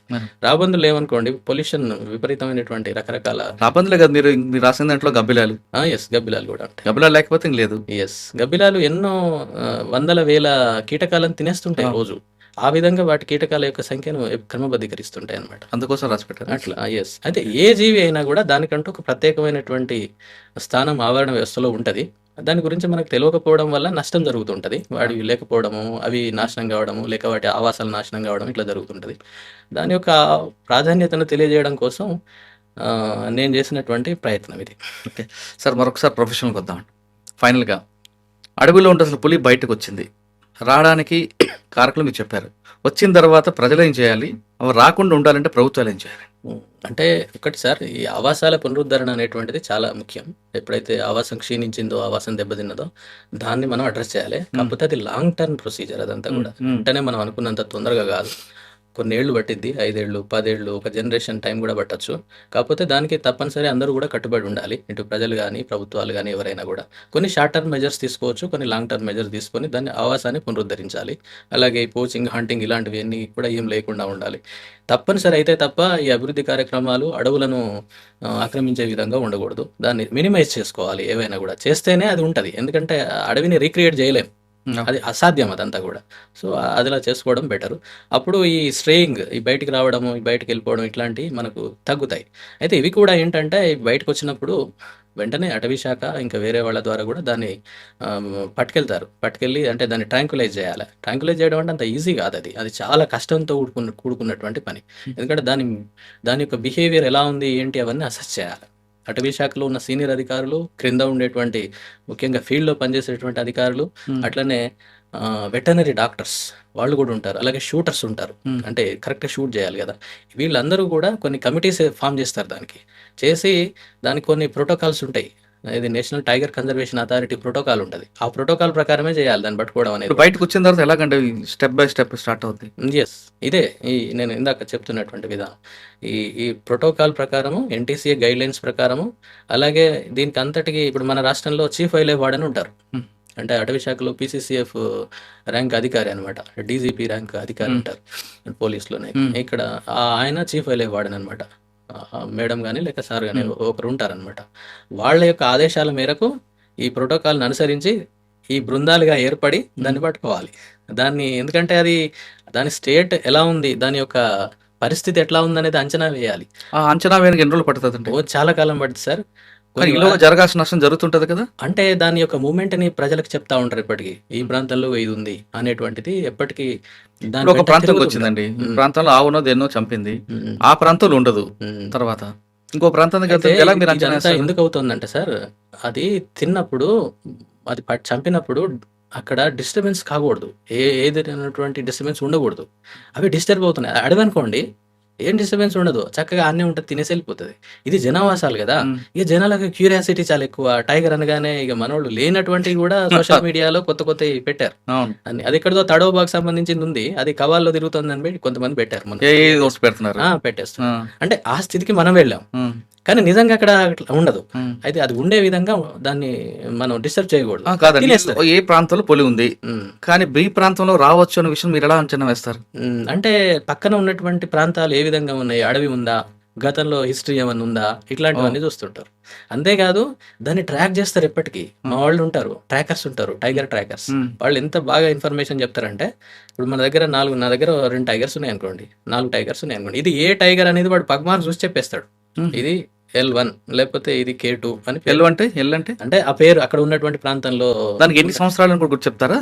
ఎంత వయసు అంటే ఉందనుకుంటా? కొంతకాలం తర్వాత చెప్పొచ్చు కొన్నిటికి. అచ్చా. కొన్ని ప్రాంతాలు మన దగ్గరనే పుట్టి ఉంటాయి అవి. ఉమ్. కాబట్టి అది ఎప్పుడు పుట్టింది కూడా వీడికి తెలుసు. అంటే ఒక ప్రాంతంకి వచ్చి వాళ్ళు చెప్పేస్తారు ఇది దీని తర్వాత ఎక్కడికి వెళ్తుంది. ఎస్ చెప్తారు, ఈజీగా చెప్తారు. అంటే ఊహిస్తారు, ఉమ్. అజంప్షన్ అన్నమాట. ఏది టైగర్ ఏరియాస్లోనైతే. కానీ బయటకు వచ్చిన తర్వాత కొంచెం కష్టం. అదంతా ఈజీ ఏం కాదు. ఇప్పుడు మీరు బయట చెప్పారు హ్యాబిటేషన్స్ లో ఉన్నాయని చెప్పారు. ఆ హ్యాబిటేషన్ నుండి ఒక దగ్గర నుండి ఇంకో దగ్గరికి, ఒక ప్రాంతం నుండి ఇంకో ప్రాంతానికి ఎలా వెళ్తుంది అనేది మనం చెప్పలేం. అంటే ఈ అంత easy ఏం ప్రోటోకాల్లో కాదు. వాళ్ళు కూడా ఉంటారు. ఈ టీమ్స్ అన్నీ ఉంటాయి సార్ మొత్తం. ఉమ్. నేను కొన్ని మీకు చెప్తాను. ఎలా అంటే దాన్ని షూట్ చేయడానికి ఒక టీం ఉంటుంది. షూట్ చేయడానికి దాన్ని పూర్తిగా అందులో వెటర్నరీ డాక్టర్ ఉంటారు, ఫారెస్ట్ ఆఫీషియల్ ఉంటారు, షూటర్ ఉంటారు, అట్లా అనమాట. దాన్ని ఎక్కడ నుంచి చేయాలి ఏంటని అది చేయడం కూడా, ఆ యానిమల్ ఏంటి, దాని యొక్క స్టేట్ ఏంటి, దాని యొక్క స్థితి ఎట్లా ఉంది, అది ఎంత బరువు ఉంది, దానికి ఏ మంది ఇవ్వాలి, ఇవన్నీ రూల్స్, ఇవన్నీ రెగ్యులేషన్స్ ఉంటాయి. వాటి ప్రకారమే చేయాలి. ఏది పడితే అది చేయడం లేదు. లేదు లేదు లేదు. మళ్ళీ అది తగిలిన తర్వాత అది స్పృహ కోల్పోయిందా లేదా, కోల్పోతే మళ్ళీ దాన్ని వెంటనే ఎక్కడికి మనం పంపించడానికి ఎంత టైం కావాలి, దాన్ని తీసుకెళ్లేవాళ్ళు. అది తగిలింది అనుకోండి, మళ్ళీ కొంత దూరం పోయి అది పడిపోతుంది. దాన్ని సెర్చ్ చేయాలి, ఎటుపోయింది కూడా తెలియదు. దానికి సర్చింగ్ టీం అని ఒకటి ఉంటుంది. వీళ్ళందరికీ కావాల్సినటువంటి లాజిస్టిక్స్ సప్లై చేయడానికి ఒక లాజిస్టిక్ టీం అనేది ఉంటుంది. ఇట్లా కొన్ని టీమ్స్ ఏర్పాటు చేస్తారు. సరే, ఒకవేళ మొత్తం ఇంజక్షన్ కొట్టిన తర్వాత దానికి మత్తు ఎక్కడానికి ఎంత టైం పడుతుంది, తిరిగి మామూలు స్థితి రావడానికి ఎంత టైం పడుతుంది? Yes sir. అయితే ఇదేంటంటే యానిమల్ యొక్క ఆ టార్గెట్ యానిమల్ ఏంటిది అనేది, అది లెపర్డా, టైగరా, అది ఎంత బరువుతోటి ఉంది, హెల్దీగా ఉందా, లేక ఏమైనా ప్రాబ్లమ్స్ ఉన్నాయా, ఇవన్నీ కూడా అంచనా వేయగలగాలి. కొన్నిటికి తొందరగా అవుతుంది, కొన్నిటికి తొందరగా కాదు. ఓకే, దాన్ని కూడా చూడాలి. ఒకవేళ డోస్ ఎక్కువ కావాలనుకోండి, ఎక్కువ కావాలంటే మళ్ళీ ఇంకొక డ్రగ్ తోటి మళ్ళీ ట్రాంక్యులైజ్ చేస్తారు దాన్ని రెండోసారి కూడా.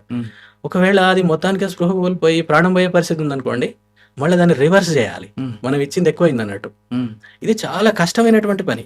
ఎందుకంటే ఇప్పుడు మనం రోజు మన గురించిన పేషెంట్ డాక్టర్ దగ్గరికి వెళ్తున్నాడు అనుకోండి, మనకు రోజు తెలిసినటువంటి డాక్టరే కొంచెం మన గురించి చాలా ఆలోచించి ఎన్నో చేస్తాడు. కానీ మీరు అక్కడ ఏమి తెలియనటువంటి యానిమల్ని మీరు ట్రీట్ చేస్తున్నారు, టార్గెట్ చేసి దాన్ని మీరు ట్రాంక్యులైజ్ చేస్తున్నారు.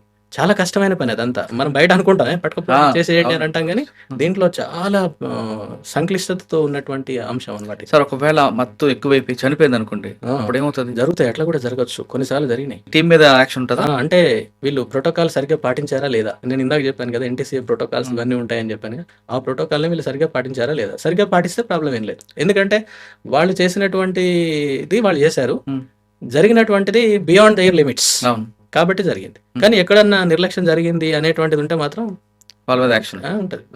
కాబట్టి చాలా జాగ్రత్తగా. ఇదంతా కూడా లక్షల రూపాయలతో కూడుకున్నటువంటి ఆపరేషన్స్ ఇవన్నీ. దీనికి చూడండి ఎంతమంది చేయాల్సి ఉంటుంది.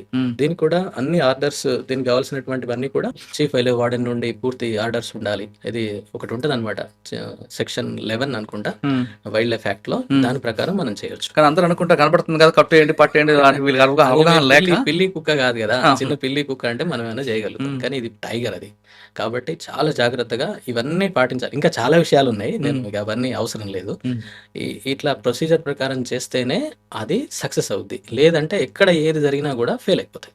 లేక అది దొరకకుండా ఇంకేదో అయిపోయి అది అగ్రెసివ్గా మారింది అనుకోండి, ఇంకేమైనా జరిగే అవకాశం కూడా ఉంటుంది. సార్, ఆ సమయంలో అగ్రెసివ్గా అయిపోయింది అనుకోండి, ఏం చేస్తుంది పులి? అంటే డిస్టర్బ్ అయింది అనుకోండి, మనం చేసేటువంటి పనుల కారణంగా అది డిస్టర్బ్ అయింది అనుకోండి, దాడి చేసే అవకాశం ఉంటుంది. అట్లా అంటే అంతే కదా, దాడి చేస్తుంది ఆటోమేటిక్గా. ఎప్పుడైతే దాని సేఫ్టీకి భంగం కలుగుతుంది అని తను భావించింది అనుకోండి, మీద పడుతుంది అట్లా. అయితే ఇక్కడ వీటికి కూడా సార్ కాంపెన్సేషన్స్ ఉంటాయి, అన్నిటికి కూడా ఎక్స్గ్రేషియా ఇస్తారు. ఫర్ ఎగ్జాంపుల్ ఏంటి, పంట నష్టం జరిగింది అనుకోండి, అడవి పందుల వలన ఇంకా వేరే వాటి వలన, దానికి కాంపెన్సేషన్ ఇస్తారు. ఒక ఎకరానికి 7,500 రూపాయలు అట్లా ఇస్తారు. అలాగే చనిపోయిన ఆవులకి వాటికి కూడా ఇస్తారు. మేము ఎన్నో సార్లు ఇచ్చాం, 20-30 సార్లు ఇచ్చుంటాం. చనిపోయింది అనుకోండి, వాళ్ళు ఏం చేయాలంటే వెటనరీ డాక్టర్ నుండి ఒక సర్టిఫికేట్, అట్లనే ఫారెస్ట్ వాళ్ళకి వెంటనే ఇన్ఫార్మ్ చేయాలి. చేస్తే వాళ్ళు వెళ్ళి ఇక్కడ జరిగిన నష్టము అడవి జంతువు వలన జరిగింది అనేటువంటిది నిర్ధారణ కావాలి. మరి దేని మీద జరిగిందో మనకు తెలియదు కదా. వేరే వాటి వలన జరిగితే మనం అప్పుడు ఇవ్వలేము, ఇస్తే తప్పైపోతుంది, తర్వాత మళ్ళీ సమస్య అవుతుంది. ఇది జరిగినటువంటి నష్టము, మనిషికి గాయమైంది. ఒకసారి ఒక ఇష్యూలో ఒక వ్యక్తి పైన ఎలుగుబంటి దాడి చేసి కన్ను దెబ్బతిన్నది. పాప ఆయనకి కన్ను పోయింది, కొట్టేసింది ఇట్లా. దాన్ని నిర్ధారణ చేసి అక్కడ ఉన్నటువంటి, అంటే ఎక్కడ జరిగింది అని అంటే ఆ ప్రాంతం వెళ్ళి మనం అక్కడ దాని యొక్క పగ్ మార్క్స్, దాని ఏవో కొన్ని దొరుకుతాయి మనకు. ఆయన చెప్పినటువంటి విధానము, అది దాడి చేసిన విధానము, ఇవన్నీ చూస్తాం. చూసి మనం పంచనామా రాసేసి ఆ రిపోర్ట్ చేస్తాం. ఓకే చేస్తే వాళ్ళకి ఏంటి నష్టపరిహారం ఇస్తారు. ఓకే అట్లా ఏంటి వాళ్ళకి ఎంతైతే ఎక్స్గ్రేషియా కొంత డబ్బులు ఇస్తారు. ఈవెన్ ప్రాణ నష్టం జరిగినా కూడా అన్ఫార్చునేట్లీ ఏమైనా జరిగితే దానికి కూడా వెంటనే ఇప్పుడు 10 లక్షల రూపాయలు వరకు ఉన్నట్టుంది. ఇప్పుడు 10 lakhs. సార్ ఫైనల్గా ఇంకోటి చెప్పండి, ఈ పర్యావరణం కాపాడే బాధ్యత కేవలం ప్రభుత్వాందేనా, ప్రజలు కూడా? చాలా ముఖ్యం సార్. ప్రభుత్వానికి సరే ఓకే, అది ఎలాగో పరిపాలనలో భాగంగా తప్పనిసరి చేస్తారు. కానీ ప్రజలలో ఎప్పుడైతే దాని పట్ల అవగాహన వస్తుందో, మనది ఇది అని వాళ్ళు దాన్ని ఓన్ చేసుకుంటారో, అప్పుడే నిజంగా పర్యావరణం అనేది, అడవులు ఇంకా మిగిలిన అన్నటువంటి ప్రకృతి కాపాడబడుతుంది. ఇక్కడ రానంత వరకు అది చాలా కష్టం. కాకపోతే జనాల్లో దాని గురించినటువంటి అవగాహన అయితే పెంచాల్సిన అవసరం అందరి మీద ఉంది. అటు అందరి మీద, ప్రభుత్వం మీద కానీ, అటవీ శాఖ మీద కానీ, తెలిసినటువంటి ప్రతి వ్యక్తి మీద, అంటే దాని గురించి విలువ తెలిసిన ప్రతి ఒక్కరూ మిగతా వాళ్ళని కూడా ఎడ్యుకేట్ చేయాలి. చేయడం ద్వారా తప్పకుండా దీన్ని ఉన్నటువంటి దాన్ని మనం కాపాడుకోవచ్చు, ఇంకా పోయినటువంటి దాన్ని కూడా తిరిగి పొందొచ్చు అని నేను అనుకుంటున్నాను. ఓకే, పర్యావరణం కాపాడే బాధ్యత కేవలం ప్రభుత్వాన్ని కాదు, ప్రజలు కూడా అంటున్నారు రామ్మోహన్ గారు. ఇది నాది కాదు అనకుండా ఇది మనది అని అనుకుంటే ఖచ్చితంగా మనం భావితరాలకి మంచి పర్యావరణం ఇస్తాం. కేవలం ఆక్సిజన్ ఒకటే కాదు, రకరకాల విషయంలో ఎకో టూరిజంలో మనకి పర్యావరణం కాపాడుతుంది. ఆ పులి బయటకు వచ్చిందంటే అక్కడ ఉన్న దాని ఆవాసాల వల్లే బయటకు వస్తుంది. కాబట్టి పులిని చూసి దయచేసి బెదిరించి దాన్ని ఎక్కువగా ప్రొవోక్ చేసి దాన్ని ఇరిటేట్ చేయదు. అది వచ్చిన తర్వాత తిన్న ఆహారం తిని వెళ్ళిపోతుంది. కాబట్టి దానికి కోపం తెప్పించే విధంగా ప్రయత్నం చేయొద్దంటూ రామ్మోహన్ గారు చెప్తున్నారు. ఇది తెలుగు రాష్ట్రాల్లో వస్తున్న పులులపై రామ్మోహన్ గారి విశ్లేషణ. మరో అంశాల్లో మళ్ళీ కలుద్దాం. అంతవరకు నమస్తే. Thank you very much.